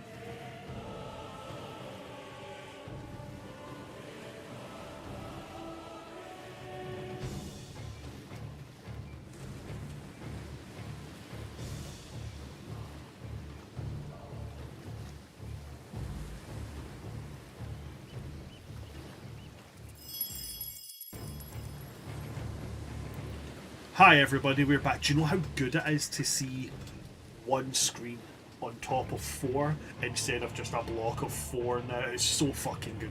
I'm just every time I see something that's a reminder that Ash is back, I'm just like, fuck it.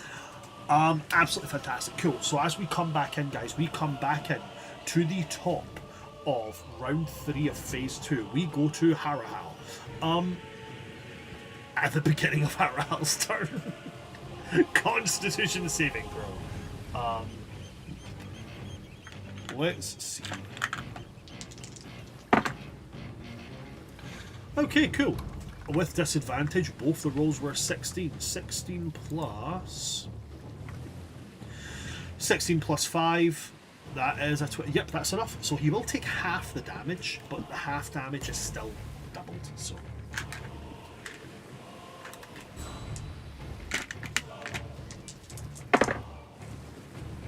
Okay, that's actually not so bad. That's 4 1s. So he'll take half of that, which is 2, but he'll still take 4 damage. Nice one. So that's at the beginning of his turn. Then he's going to use his then he's going to actually use his turn. He's going to move 25 feet of his 40 feet movement. As he moves that 25 feet, he gets within Reverie's shroud. So he's no longer going to take damage from that, and he's no longer at disadvantage on the stuff that he can do. Awesome. Then he's going to take his weapon.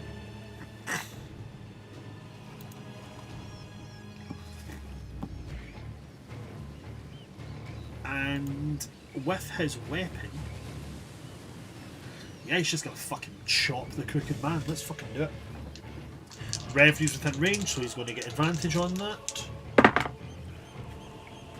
The first attack is going to be a miss. That's not going to hit at all. The second attack... Wow, both are going to miss with advantage. Swipes twice with this blade, but obviously the sun has still had lasting damage. There's blisters and patches of burnt skin all over him. Some of his hair is also burnt away. Harrahal fails point blank. We come to yourself, Aria. Aria, the scene shifts. A new place becomes visible. A new memory. What's this new place and new memory that you see as this another scene flashes before your eyes? I think it was being in Harmony Falls with my friends, all of us having fun, and giving a performance that genuinely moved people and made people smile and feel connected. And in a place where Aria had a moment where she felt almost like an actual sense of community, not just with her party, but with the world, and like she could belong. And this was also when she learned about being an Asimar and found other family. I think it was a moment where she started to really gain more confidence in herself and let go of the past.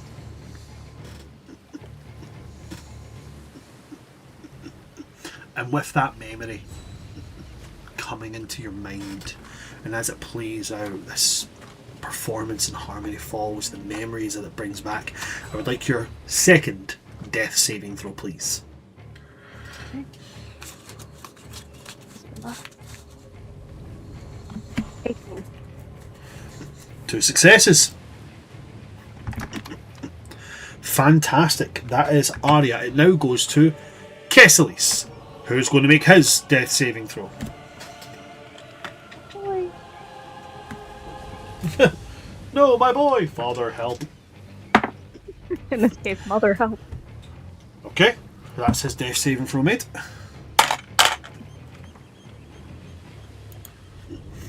And after Kesales, it goes to Sheila.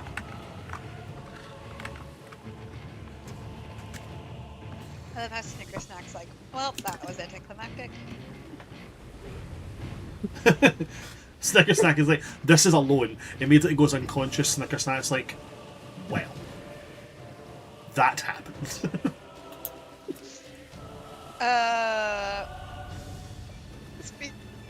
technically next to me, isn't he? Sorry? Technically, Kesales is still next to me, isn't he? Yep. I'm gonna pick up Snicker Snack. You pick up Snicker Snack. Snicker Snack will attune to you immediately. I'm sorry about that. Snicker Snack is going to immediately reply with like,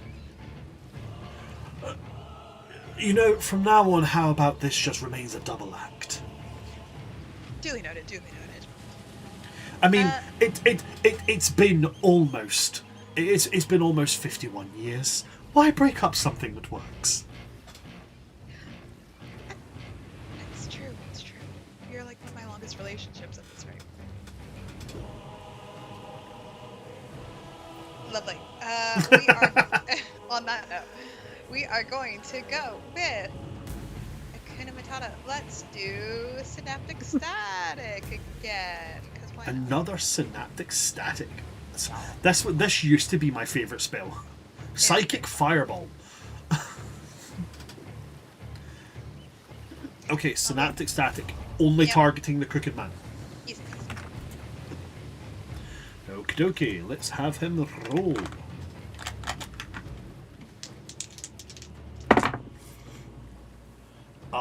That is going to be a success, I do believe. Oh wait, no, hold on. It has to minus a d6 off it. Man, what's with this guy rolling sixes on this d6? It's the third six he's rolled on this d6 to minus. So that was a 16 minus 6 is 10. 10 plus, and you said that's an intelligence saving throw, right? Yes. It's still a 26. Yeah. Got that.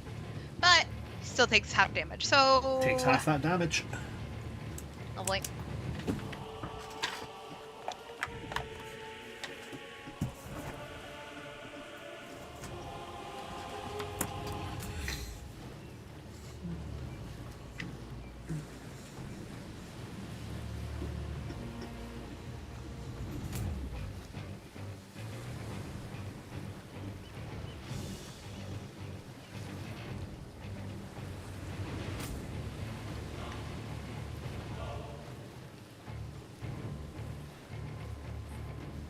$15 points of psychic damage, please. Thank you.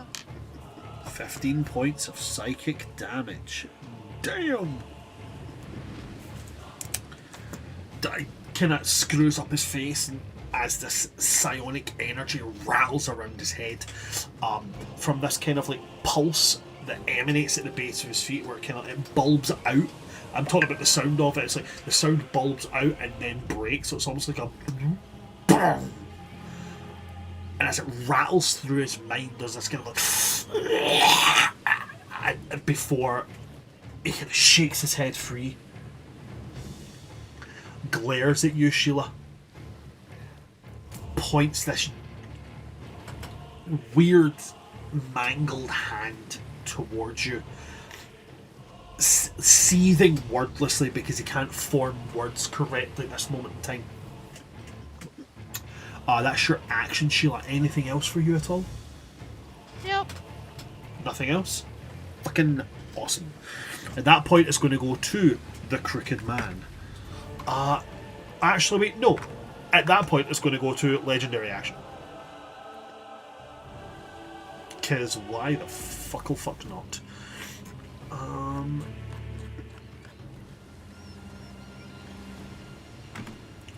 Legendary Action. Let's see.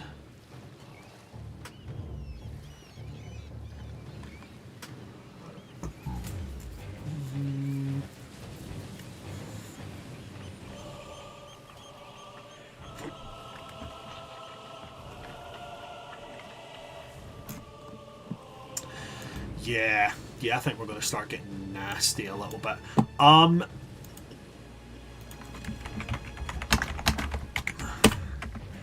He is going to use a little ability of his, a little legendary action of his, called Rewrite Reality. I need everybody to make, for me, a strength saving throw. If you are unconscious, you will automatically fail this. Probably would have failed Unfortunately. anyway. Like this shit. Hey, since me and Eliyon are all up, like, in the Crooked Man's face, or do I get his... You get my Yeah, plus you. 5. Yeah, you'll get his +5. I assume this isn't a spell. It is a magical effect. It is Fine. not. I have advantage against spells cast within 5 feet, but You still have emboldening bonds. that's very true. I never got to use this properly the last time I got to use it, so I'm looking forward to this. God.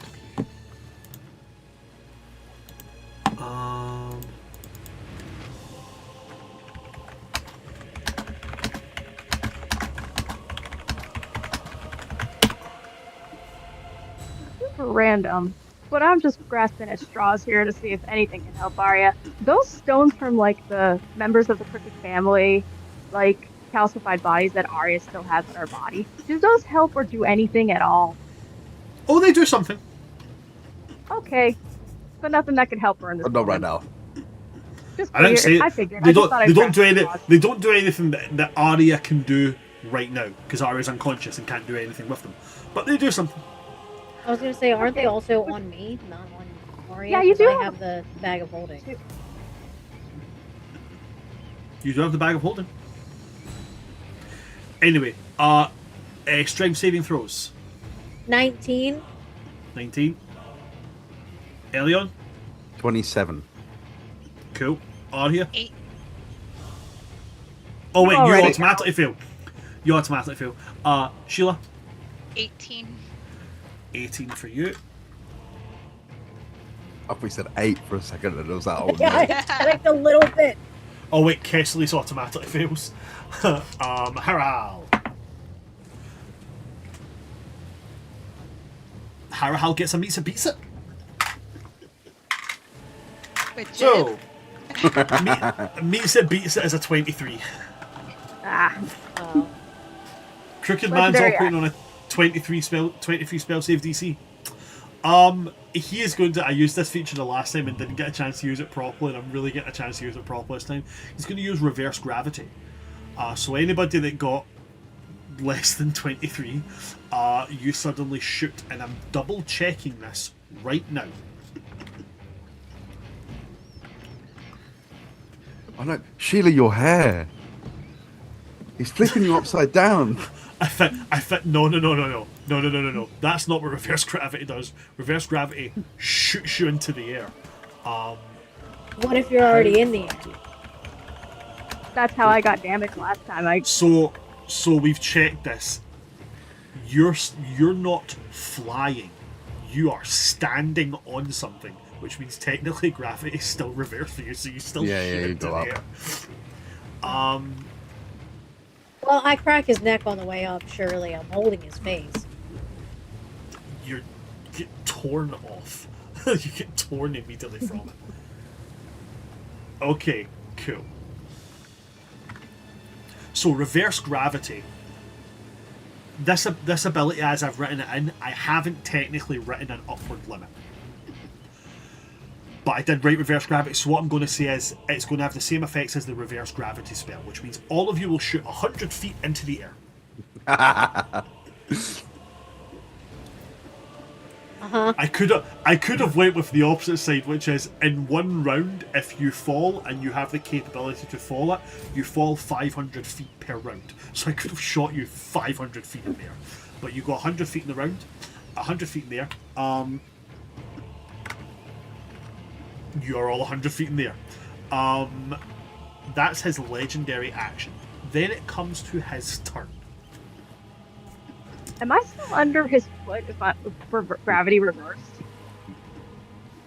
No, I'm gonna say he takes his foot off you and just lets you go up.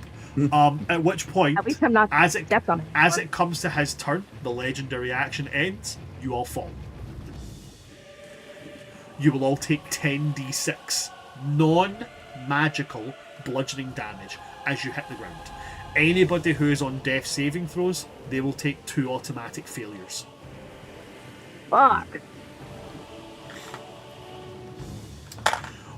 So as he does this, and so as he's looking, you see his head completely 180, and then you all just into the air. And then there's this Eliyon. You manage to kind of keep yourself rooted on the ground, and he locks eyes with you. Then his head kind of snaps back to normal place, and you just see everybody hurtle back towards the ground. Jesus. So 10d6 damage. Bludgeoning, oh. non-magical. 8. Hey, 14. real quick question. You said Harrahal beat it, right? Oh shit, yeah, Harrahal did meet it, beat it, yeah. But since I shot up into the air, He'll take some damage. yeah, okay. Damn it. Sorry, I You don't want didn't him need to to remind die. me of that, Come on. but you did. This brother, he keeps chasing this Twilight Sanctuary and keeps disappearing. Someone just get him an umbrella. It'll. He's sitting there going, oh, come on. I would if I wasn't unconscious. I would make him one with magic. So you guys will all take 39 bludgeoning damage as you hit the that's- ground. As you fell 100 feet. Yeah, you're saying that's fine. What you have to remember is that Aria and Kesales are both currently limp, so they hit the ground with that Yeah. kind of sickening bone crunchy squelch. They're both one turn off death now. Theoretically. Yes. Hypothetically speaking. I one will of say right now as well, as I'm not sharing to you what Kesales rolled, you don't know what Kesales is on. Yeah. So he could be dead. Kesales lands on his head. Bran wouldn't use Fine, crooked we have monsters to I kill players. I need you to know this game will become an entirely different game, my son. It's Done. fine. We have the Ring of Three Wishes. We have witch spells. Reverie It's will become a game. It's fun. fine. We have It's witch like spells. It's like that scene from Just Go With It where what's his name? The guy from Key and Peele. He was like, what I'm about to do is going to be transcendent. Everybody, clear my schedule. We going deep, y'all. Everybody hits the ground. Because you all hit the ground from falling, you do all automatically go prone. That means that you will use half your movement speed on your next turn to get up. That's a legendary action. It's now going to go to his actions. As it goes to his turn, he is going to... He's going to float over towards Kesales. And he's going to lift him up with his hand. And then he's going to look to you on the ground, Rev, and he's going to go, give me a reason not to. Bear in mind, this guy's all kinds of messed up. He is fucked up all over. He is bloodied. He's not critical or anything, but he is bloodied. And as you've seen, he knows he's losing. He just wants to hurt people now. So that will technically be a bonus action to lift Kesales up, because it's a bonus action to interact with an object. Yep. Or a person. Keep you thinking. So as he lifts him up, and as he locks eyes with you, he's going to move his other arm. And he's going to point to Eliyon. And he's going to cast a spell on you, Eliyon. At this point, he's just blown the whole stack. Hit me, baby. Okay, you made it weird now. No, you made it weird. You said the weird thing. Speaking of saying the weird thing, he's going to cast weird on you. He's gonna cast Weirdo! Fucking weirdo.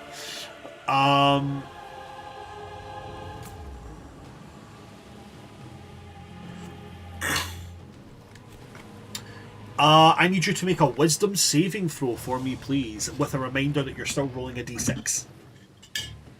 And minusing. Okay.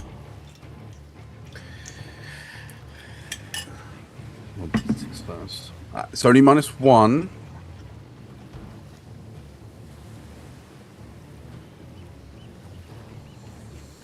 I shit you not. You can check D&D Beyond. That is a 30 with a natural 20 for 29. With a 30, you will take half damage, but you don't get any of the bad shit. Yeah. Thank God. You will take half of, still a staggering amount of damage, 10d10.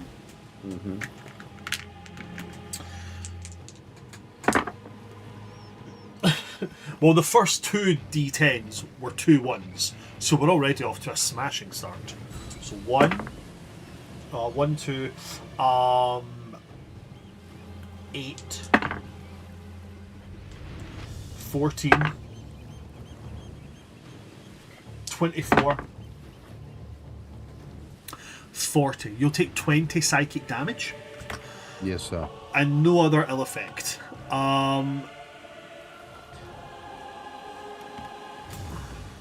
Oh, wait, hold on. No, each creature within a 30-foot radius sphere centered on him. So who's within 30 feet of him? Oh, that's a Sheila as well. Sheila's in that 30 feet.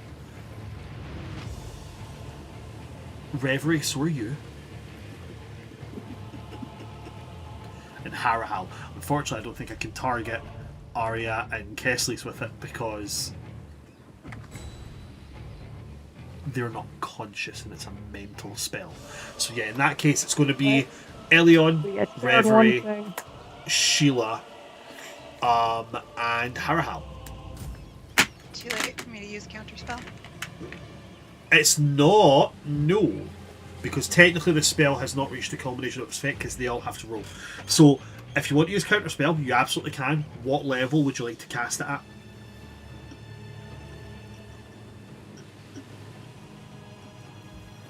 What does my skill allow me? Ah!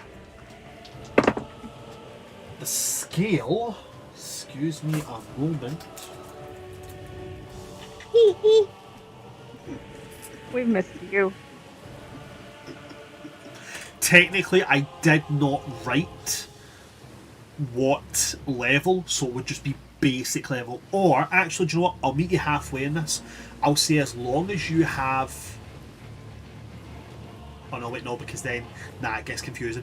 It's just going to be at base. You can still cast it, but you'll have to roll a d10 plus your spellcasting modifier.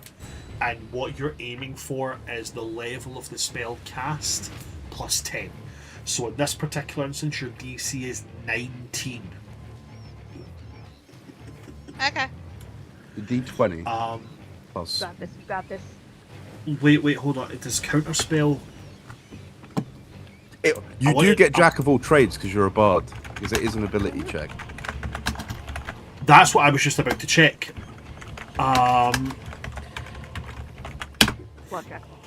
So you should be half proficient in it. Okay, cool. So you can also add one... Oh wait, no, you can't. You don't get Emboldening Bond because it was put into effect before you were here. So you don't get Emboldening Bond. Sorry, I was gonna buff you before I went unconscious. So it's a D20 plus your...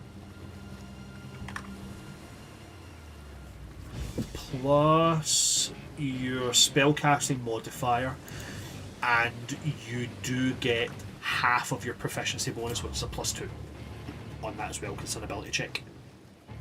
So you're getting a total of, for you, I think that's +8? 8, yeah.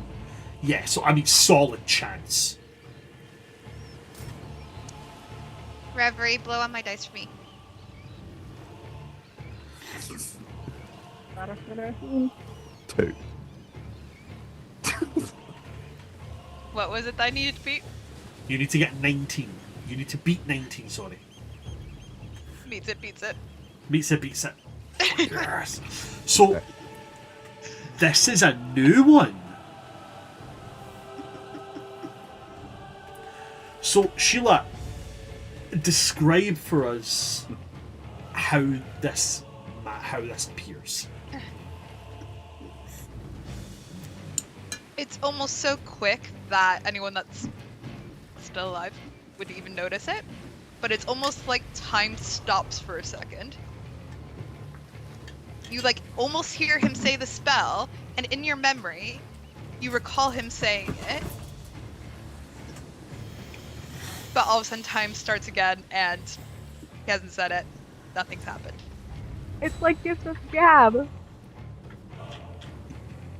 on steroids. Love that. There's a point where he speaks the Sylvan components for this, and then there's just a look of confusion, as if it's almost like he's had deja vu. And then again his head snaps towards you, Sheila. And there's this look on his face. Reverie, I'm going to use your insight check from previous. Reverie, you can tell, as he's looking at Sheila, as he's looking around at all of this right now, he's scared. Of his 4 big spells that he can use once per day, 3 have been used. He attempted Feeble Mind on Kesales at the beginning, failed. He just cast Weird there, and he has used the Maze once per day.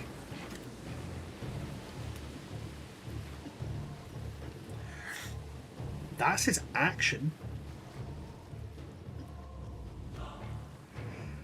And sorry about that. None of his bonus actions make a whole lick of sense right now.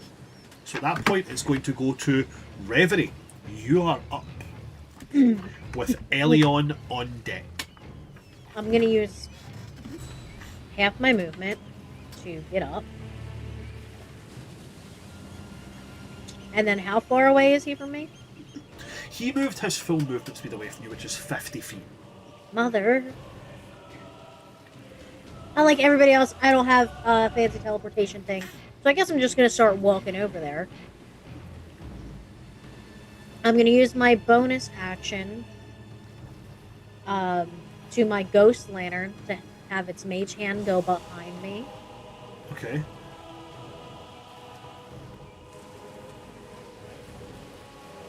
And I'm going to answer his question. No. Okay. You could. But I can bring them back. There is nothing you can do to me anymore. Nothing that I can. Because I'm stronger than you. And I'm smarter than you. And I feel bad for you. I do. But this is over. The minute I decided it was over. And there's gonna be like the sound of a heart. Thick and loud. As aura of life pumps out of her. So anyone that's within 30 feet of me at the start of their next turn will get up with one.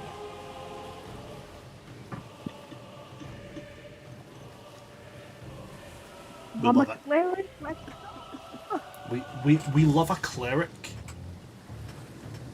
That's the Who's same. this We close love to a being a cleric. villain? This close. The villain arc is so close to happening. This close perpetually. I want to Fantastic, make a Raven. cleric villain so bad.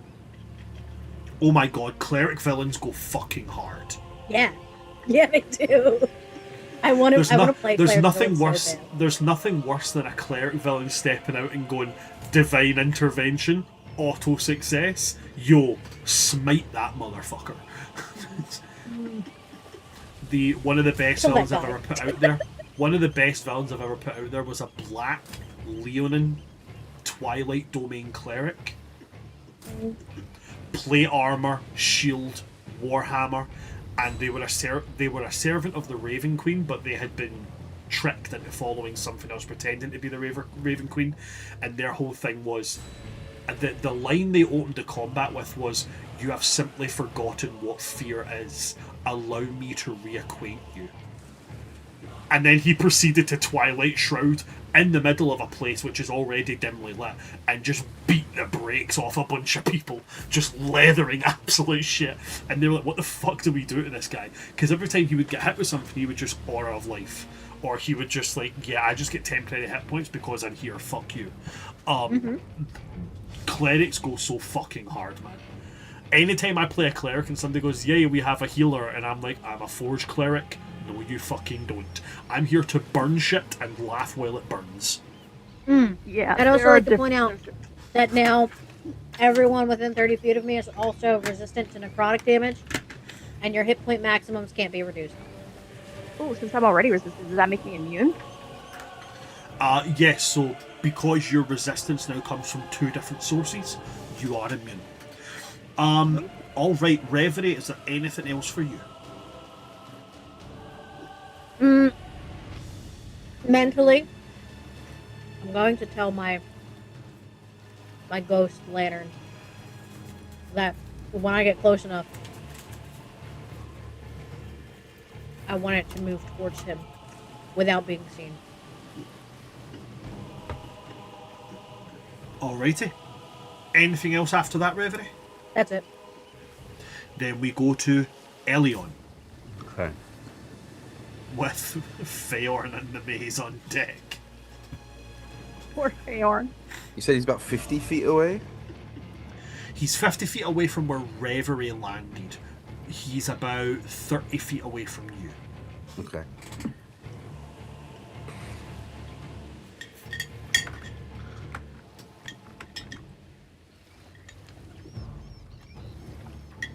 I'm gonna run towards him. Okay. I'm gonna use my bonus action to Misty Step behind him, Right. which, due to me being summoned, means he'll automatically take 4 fire damage. He will automatically take 4 fire damage. Right. And then Elion's gonna take a very deep breath, and the scales are gonna appear again. And the horns are going to appear, and the tail's going to appear, and I'm going to push all 12d6 out in a cone.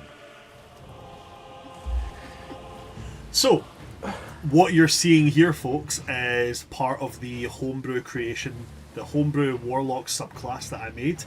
One of the eldritch invocations that you get for having a Great Worm patron is you gain a breath weapon. And you have a number of dice that you can just pop into it, and Eliyon is proceeding to empty the bag, so to speak, yeah? So he needs to make a dexterity saving throw. Dexterity saving throw. There is one saving throw this motherfucker is not proficient in.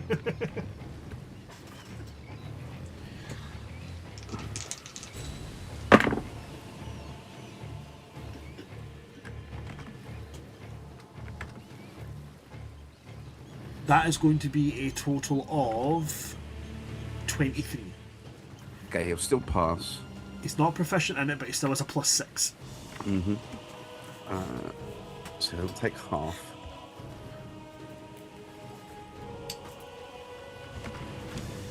That is 40 in total, reduced to 20. 40 in total, reduced to 20.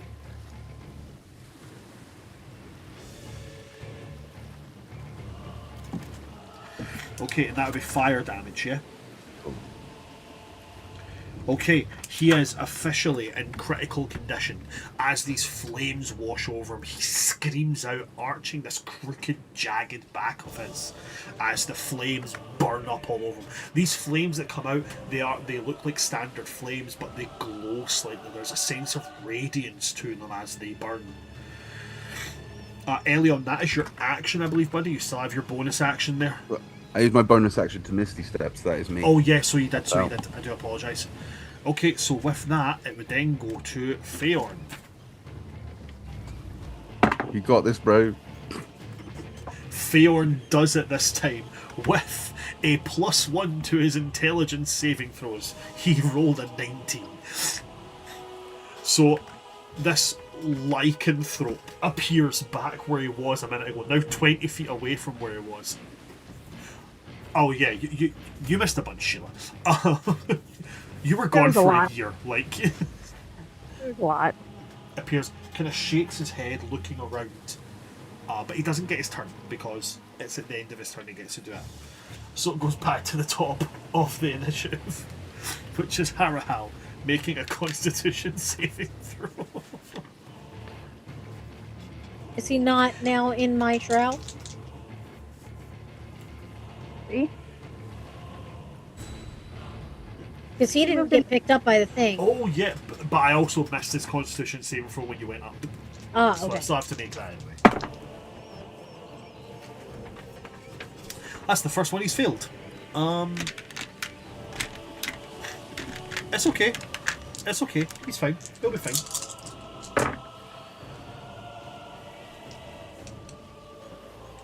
Take 20 radiant damage. He's still up. He's just looking slightly crispy.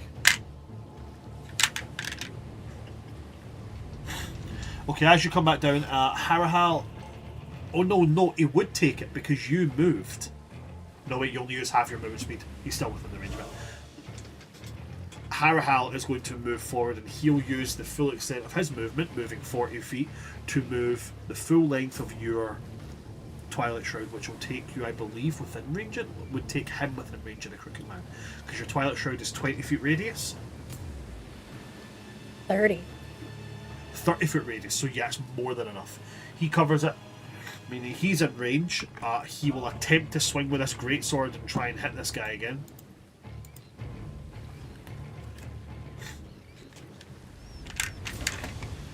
There are people within melee range of the Crooked Man, so he will get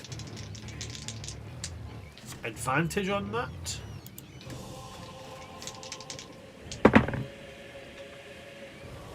First one is an 18.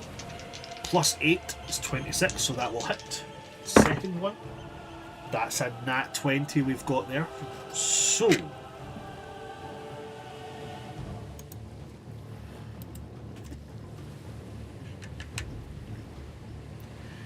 that is going to be, I'll do the first one first, so it's going to be 1d10.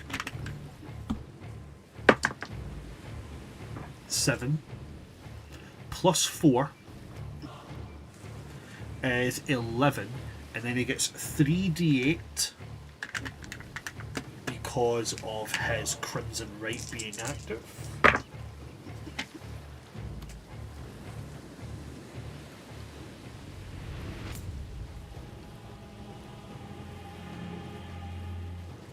No wait, no, that's not that. That's a complete lie. That's a d6. I was wondering why that seemed so long there. That's 5 damage additional.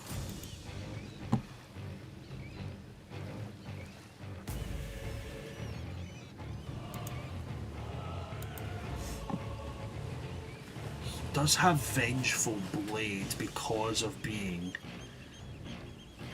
a blood hunter.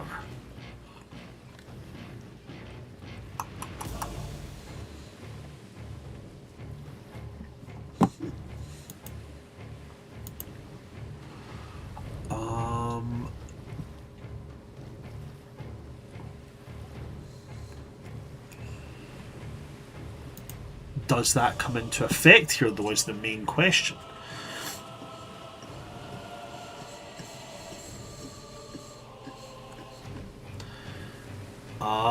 From what I'm looking at here, it does come into effect, so he does have Vengeful Blade on that.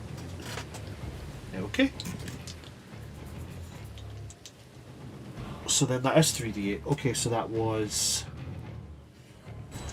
17 plus 5 is 12. 19, 22, 26 damage on the first.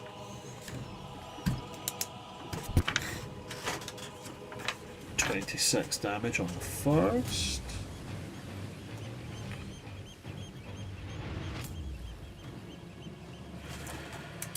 The second one is the one that has it, that had the critical hit on it. So he's going to get 10 plus 4 is 14. 14 plus 8 and 8 and 8 is 14 plus 16 makes a total of 30. 30 plus 8 makes 38. 38 plus 6 is 44. And then he's rolling those dice and adding them on. So 44 plus 1 is 35 plus 6.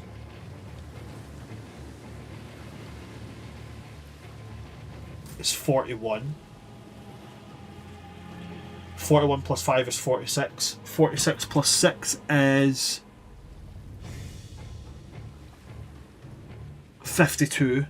52 plus 6 is 58. So the second one does 58 damage.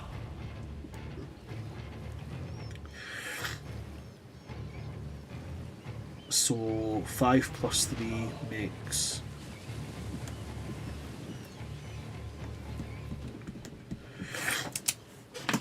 Okay. After that, Harrahal is then going to use... Oh no, he doesn't have to because he's still in the Twilight Shroud. That's the end of his turn then. It then goes to Aria. Aria, as far as we know, you have 2 successes. And you fell to the ground and hit the ground, so you have 2 failures. Didn't Reverie's thing bring me back up to 1 hit point? So as it comes to your turn, you are very correct. You will gain 1 hit point, and you will come back as you're brought back to life. You are prone, but you can use your turn if you would like to. Okay. It's half my movement speed to get back up, right? Half your movement speed to stand up, yep. Okay. How bad does the Crooked Man look? Fucked I'm trying up. to decide. Okay, guys, I'm trying to decide. Should I just try and Just clock kill him out? Okay. Aria gets up shakily for like the 7th or 8th time. Still feverish and sick with the crooked plague. Still that crooked smile on her. And very weak. But weirdly enough, she just starts kind of weakly but wholeheartedly laughing. And even though the crooked laugh is still, smile is still there, some of her actual sincere bright smile is there. Because she's alive, all of her friends are here, Sheila's here. They somehow made it out of the crooked house. They're all together, and she's alive, and she can still try and help them. And there's like that genuine, defiant joy, and she just says, "Way to make an grand entrance! Welcome back, Maestro. We've missed you." And she'll turn to the Crooked Man, and just with this, like, defiant joy and hope, she looks at him and starts wailing on her violin and singing out loud. And this time around, the song is going to sound like specifically the bridge from Under Pressure. And I'm going to cast, while playing this and singing at level, the highest level I've got left is 4. 4th level, I'm going to cast Shatter. And Okay. let me roll that. So that's 5d8. I need more d8s. It is indeed 5d8. Where are my d8s?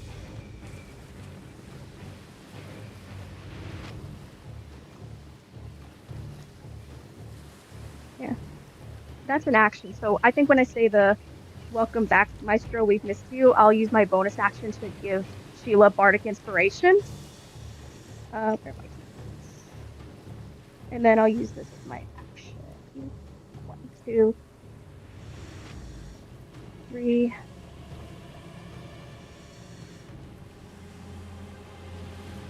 4, 5. Sheila.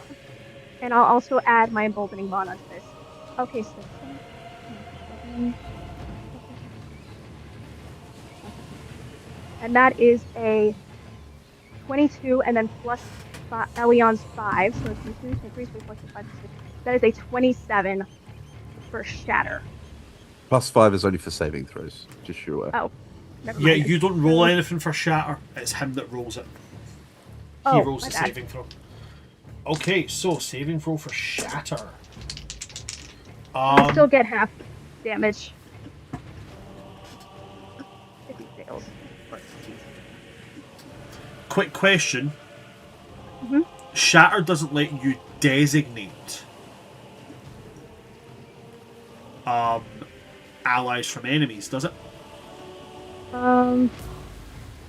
No, creature has- just you can designate where you hit though.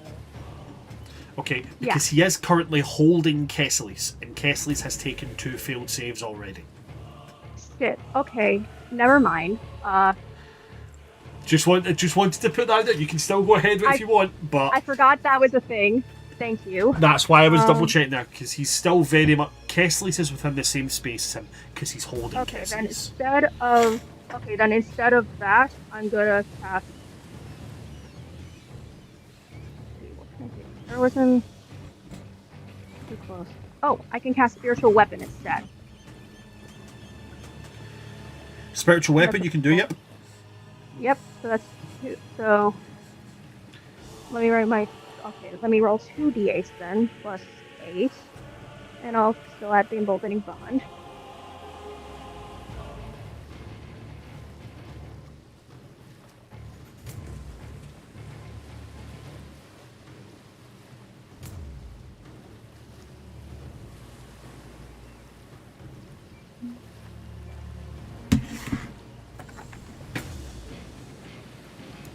My dice are all over the place. And then that's plus 8 with my spell. Oh, that was a good roll. So that was a 6 and an 8. 6, 7, 8, 14, 15, 16, 17, 2. So that's 26 plus my emboldening bond is 2.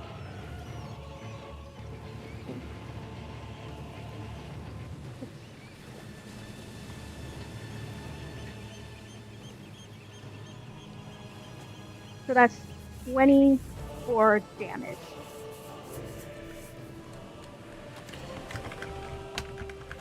$24 damage. Mm-hmm. That's this big, Right. colorful banner with the symbol of the greater hand on it. Did you roll to hit for that? Let me roll 2 hits. Just need you to roll quickly to hit for that.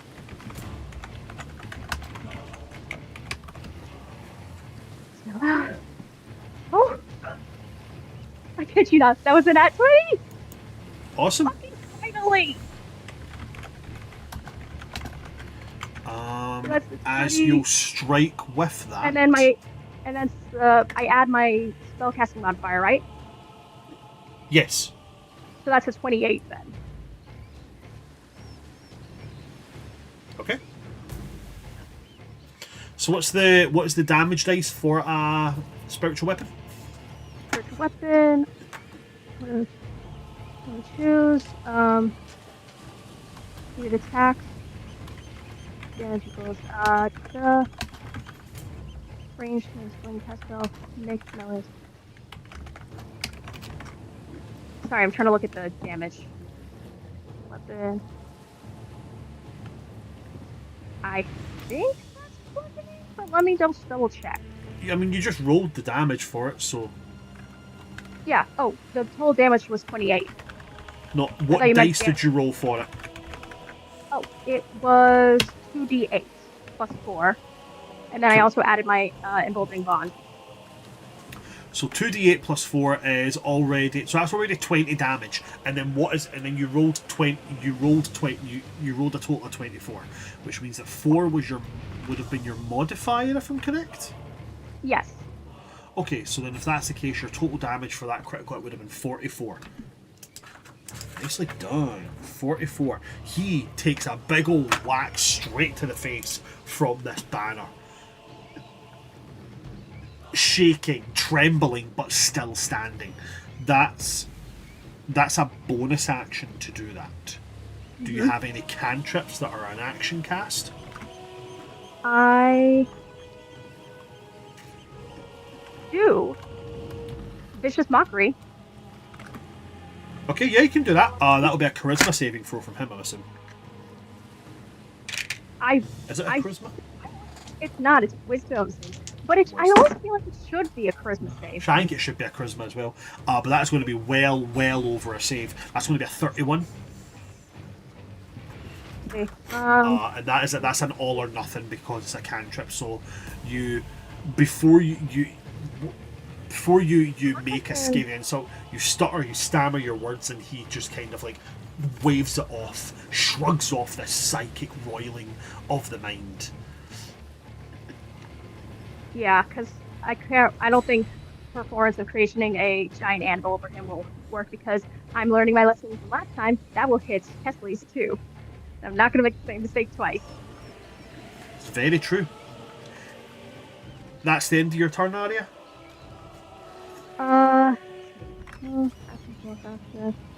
Movement. I'm just going to kind of stay close to my friends where I am. Can't use any more healing. I used my... Sorry I didn't kill him, guys. I'll just use my free action to like weakly turn to who I know is going up next of my friends, whoever that is. I don't remember the order. I think it's Sheila, right? It's Kesales. Oh, it's Kesales. Well, Kesales is unconscious. Oh, no, wait, he's back up to 1 hit point. He won't be at the beginning of his turn. Maybe. We don't know. Why? Because he was unconscious, and we don't know what he rolled, and he fell from the sky and took 2 failed saves.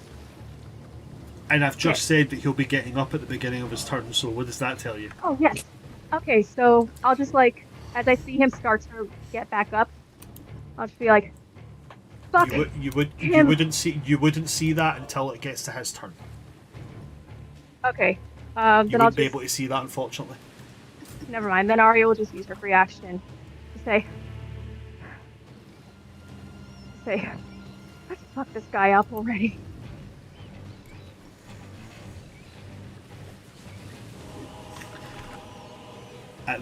At the end of your turn, Aria, there is this kind of shaky groaning from Kesales as he gets that 1 hit point. He does come back up. He's technically being grappled.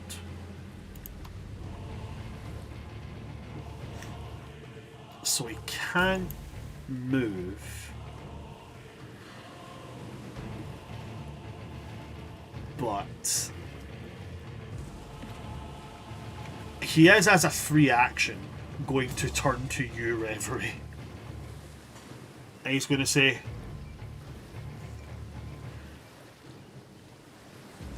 I really hope you're quick. And then he's going to make the semantic components for Fireball and aim it right at his feet.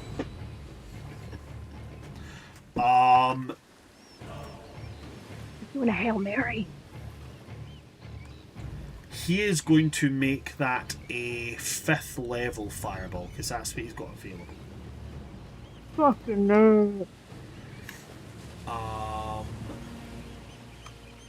Dexterity saving throw from the Crooked Man. I will also need to make one now. Because I am the quickest man. Yes, you will, unfortunately. I think we all will. Oh wait, no, you won't. You won't. Kesales' Grimoire allows him to designate targets for his spells. Cool. Similar to like what evocation wizards can do for evocation spells. Yeah, with he sculpt can do it spells. He can do it specifically with spells in his Grimoire. So he's doing it specifically to the Crooked Man. That actually, you've actually reminded me, that would mean he can't be hurt by his own spell. So never mind, he's just fucking laying a fireball into this guy's face. Yes. The Crooked Man does succeed on the saving throw, which means he will take half the damage. But half the damage on a 5th level fireball, it's 10d6.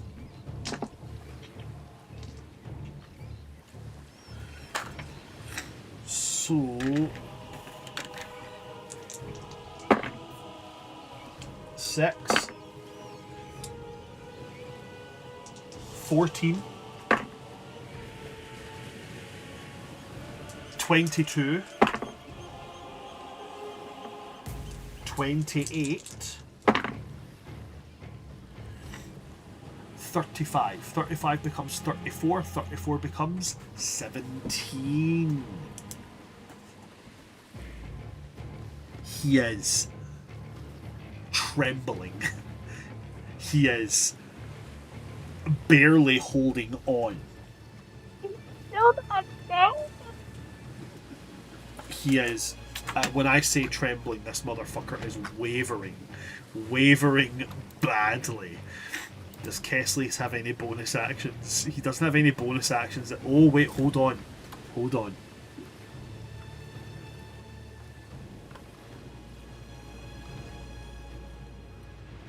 No, he can't do it. Shit, he did it the wrong way around. Kesales has a feat called Spell Driver. When he uses his bonus action to cast a spell of first level or higher, he can also use his action to cast another spell of first level or higher. But he's used his... Fuck. Okay, cool, never mind. That is a 5th level spell slot gone. I mean, can he bonus action punch him? Like, just a wee swift punch in the face. No, he can't. He can't do that either. He can't do that either. Oh, why does this motherfucker not have a sword? Why don't you have a backup sword? Okay, that's then the Kesales' turn, which means it goes to Sheila. This motherfucker is wobbling. He is wavering, swaying in the dirt. Do you know what? Fuck it, actually, before you go, Sheila, I'm really sorry. Legendary action, end of Kesales' turn. He's got a legendary action because he's going to fucking die in 2 minutes. So, fuck it. Legendary action. What are we doing for the legendary action here? What's the biggest damage legendary action this motherfucker has got?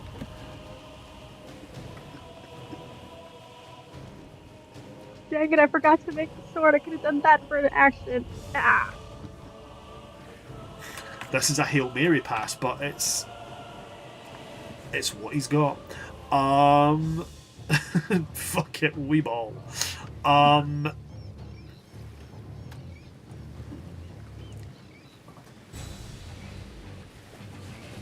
He will try to do another legendary action of There Was a Crooked Man. He recites the original stanza, and I need a wisdom saving throw from everybody. Again, this is a magical effect, yeah, not a spell. This is a magical effect, not a spell. Just double check.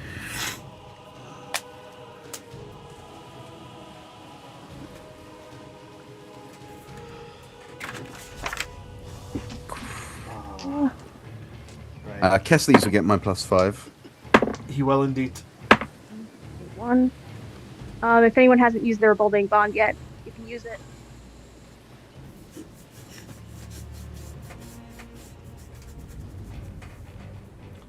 Sheila will also get the +5 because of proximity to Kesales, Damn, I know. which means proximity to. You're on the opposite side.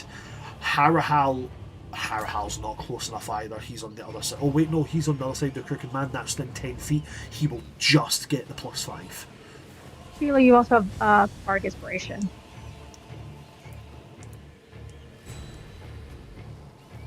And you're a goal boss, so it doesn't matter. You'll just pass it anyway.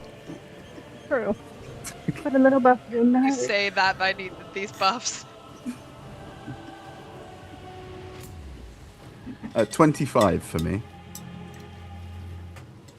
Okay. Reverie.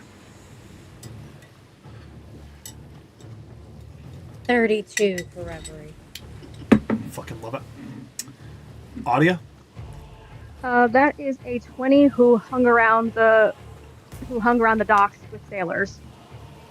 Sweet. Thank you. Sheila. Sleazy at 20. A 22 with all my buffs.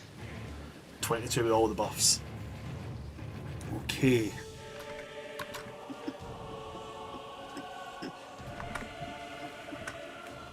Is it a save DC like a 23?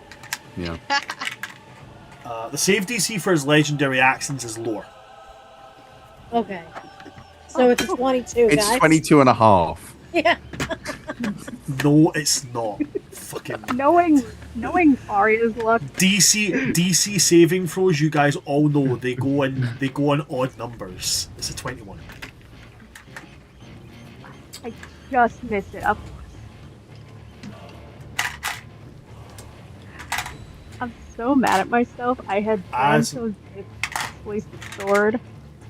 As my grandfather always said, shit happens when you party naked. Real. That's from Sun Tzu, isn't it? No, wait, was that not Socrates? It's been a while since I've read either. 5 and 5 is 10, 10 and 8 is 18, 18 plus 7 is a number. 25. 25 and 5 is 30, 30 and 5 is 35, 35 and 1 is 36, 36 and 2 is 38. So 38 damage to anybody who got below a 21, which is Harrahal as well. And Aria. How much Everybody is else it? will take... below that is 38, so below a 21 is 38. Above that, you will take 19? Yeah. So fucking. This is the 8th time Aria's gone unconscious. I'm so fucking sick of this. Aria's unconscious again. Aria's whole thing has just been, I get knocked down, but I get up again. And you're never going to keep me I was down. thinking, I get knocked down. I was thinking of the TikTok. I'm alive. I'm dead again. She's also Aria. technically got the plague. Aria is the epitome of Poppy from Trolls, just like, I will get back up again. Just keeps getting beat the fuck up. She's Okay, cool. trying. She's trying her best. You're nothing if not tenacious. That is the legendary action done, which means it does go to yourself, Sheila. The inevitable. Sheila just want I am inevitable. Sheila. I'm also so. Well, we're going to go a little bit dramatic. We're going to use Faith Step to literally come up right behind him, and then we are going to use Snicker Snack and just stab him. Nice. Shh, shh. All right, Sean Connery. did anybody ever play Call of Duty Zombies? Yes. I've had to resort to without any stabbing. bullets. I will have to resort to stabbing. Oh, just fuck Okay. off, box. Roll to hit, please, with Snicker Snack. As you face step behind him, Snicker Snack just goes, Are we back? We're so back, baby. I think we're back. As you plunge forward with this blade. Roll to hit for me, please, Sheila. Oh, there are allies within 5 feet, so you will gain advantage on this. Great. Because Richthofen. flanking. Richthofen. What elite ball knowledge. 31. 31's gonna fucking hit. Lovely. Lovely jubbly.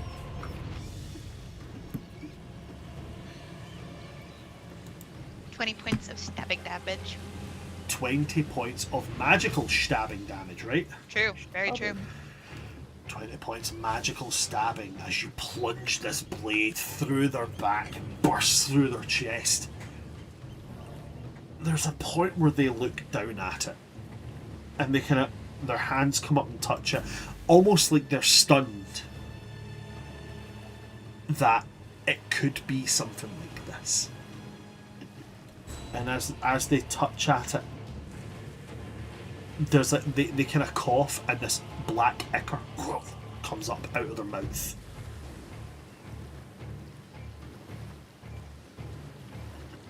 And we are removed from combat.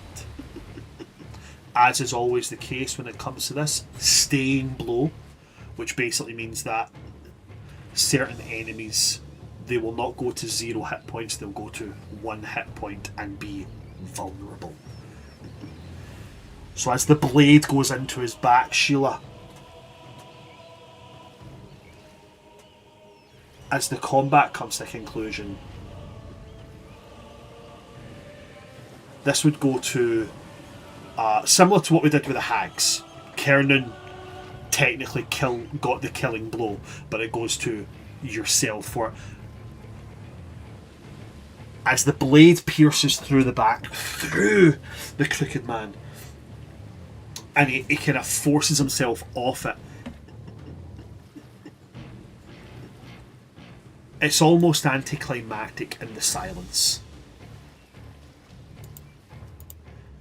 The only sound is the lapping of the water from the cliffs as he pulls himself off the blade and starts to try and crawl away. You guys can watch him deteriorating from this. He eventually gets to a point very, very Pennywise as he's kind of shrinking in on himself, becoming nothingness basically. And he'll slump over. Reverie. This is your moment. The thing that you have been so feared of, so terrified of, but hunting doggedly. They are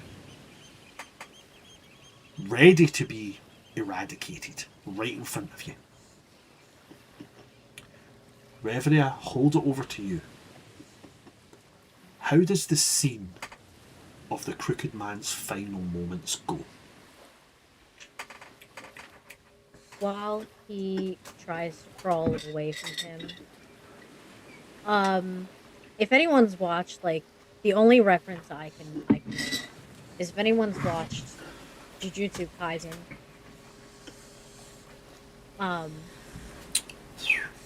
there's a scene where Mahito is crawling away from Yuji, and Yuji just has this kind of nothing look on their face as they walk up to him, and it's kind of reverie. It's almost a bittersweet ending that after all this, he will die just a minute. One who Reverie knows his story, knows how he became this way. One where they have mutual affection for someone, even in a twisted, crooked way. And she moves in front of him to cut off his crawling away. Kneels and gathers him kind of into her arms.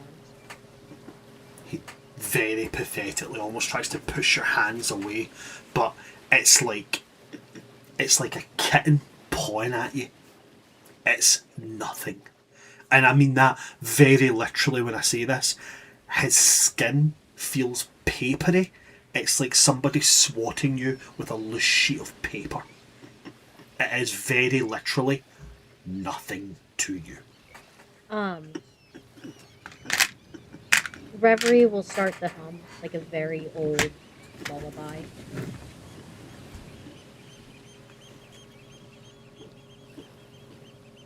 And in between it, she will kind of lean down to whisper to him. Your first step is too painful. And out of respect for our mutual enemy and our mutual friend, I won't make this one hurt. And I will take whatever pieces of you that can go to her back. And as a medic, I think Reverie knows the exact place she can make it not hurt and make it quick. What do you do it with? Probably like a small knife you take this dagger, you place it to just at the point where the rib cage and the breastbone start to separate into your lower hanging ribs. You angle it so it's going up and under, and you just drive. There's a but then the exhale that comes, it's not that staggered death rattle of somebody fighting for that breath. It's like a sigh of relief. And his crooked little hand kind of comes up and almost goes to touch something unseen before it falls. And he starts to calcify, becoming that same limestone that the other members of the Crooked family became. Unlike, I think, the other Crooked members of the family, I think Reverie does hold him the entire time. Like he was someone important. Okay. And as you keep that hold on to him, there's no stone in the centre of him, but what does come out is like an ember. A very, very small little ember, glittering, almost like a greenish blue flame with a slight burnt orange core to it. And as it floats up, the lantern starts to appear around it. And when it fully completes, the lantern of the last light is restored. Its light glimmering in the centre.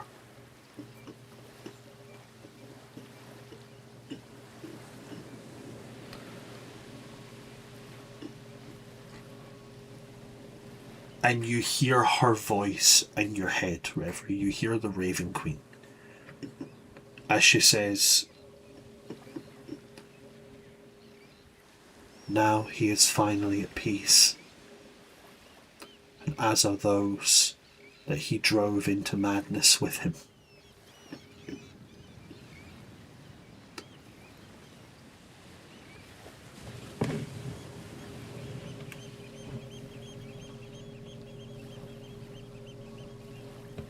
And that's it.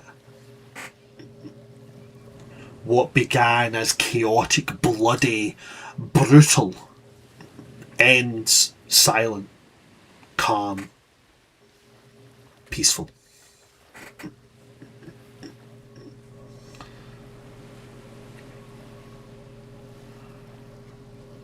And I think that's a comfortable spot to end for today's session.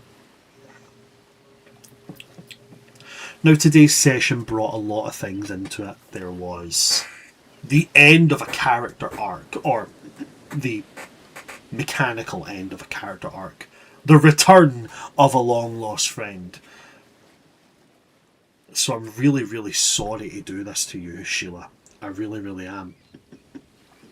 Because I just made you level up to catch up with these guys, and I'm going to make you do it again, because I'm going to give you all a level up here to get to level 13. That means I get...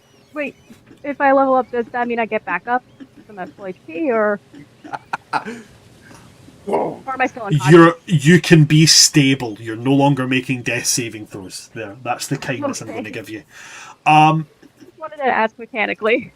Ash, there is a new thing that we do where we do have an MVP at the end of every session, and it can be for any reason, and it can be...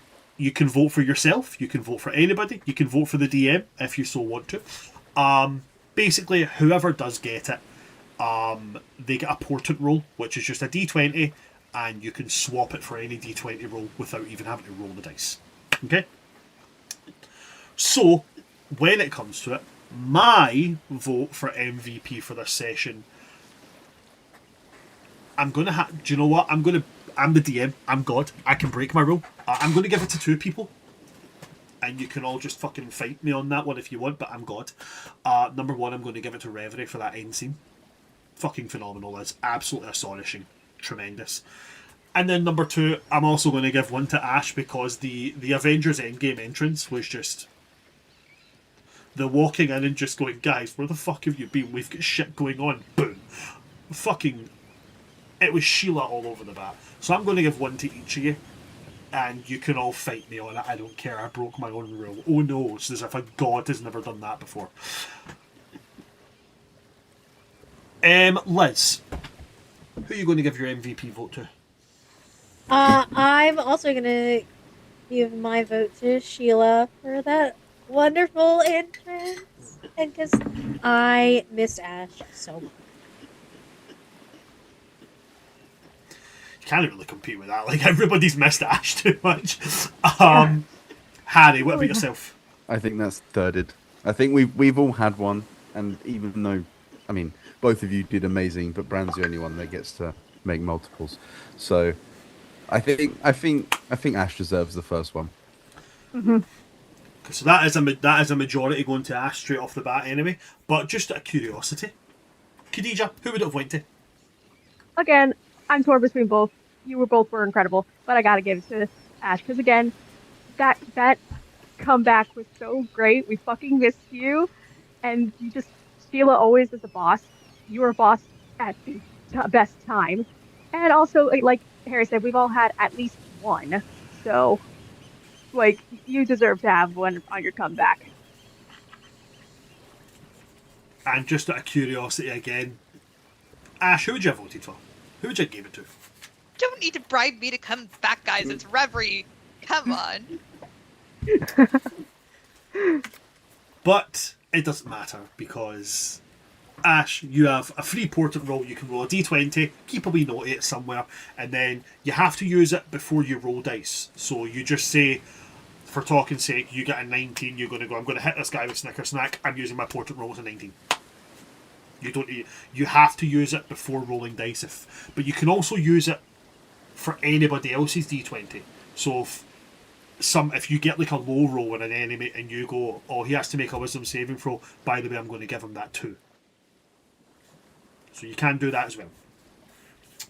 So, fantastic. That is the portent roll, and that is the end of our session today. Thank you for everybody coming to see us. If you do like what you've seen today, you should come and see more. We have 6 sessions every single week. Mondays, Tuesdays, Wednesdays, Thursdays, Saturdays, and Sundays. And we have more TTRPGs coming. We have a tense start date for an Old Gods of Appalachia campaign coming in roughly sometime September, October. There's loads of things that we have coming up, and we are looking at more TTRPGs. You should go and check us out. All of our social medias are World Tree Quests everywhere, and you can find me at Oops All Brands everywhere. I'm going to allow my lovely cast to plug themselves before we do our wrap up. So, Liz, where can we find yourself? If you would like to see my beautiful face playing more D&D, you cannot, as I am exclusively with World Tree Quests as Reverie here in the Forming, and as the Archivist for all World Tree Quest stories. However, if you would like to see random pictures of my face and hear my words, you can follow me at TikTok, Instagram, and Blue Sky at Patron of Chaos, all one word. Fantastic, thank you very much for that, Liz. And then we go to Harry. Harry, where can we see you? When these cameras turn on, I'm here. When they turn off, I cease to exist. I'm put in a closet and depowered somewhere. So I'm only here for anything, not just D&D. But I do have a Blue Sky, like I just Harry, but I haven't used it in ages, so I forget. But yeah, thank you for the awesome game. That was very fun. Glad to have you. Thank you very much. Khadija, where can we see your lovely face? Hi, if you want to see me at other platforms, you can find me at Khadij Al Kubra on Instagram, on Archive of Our Own.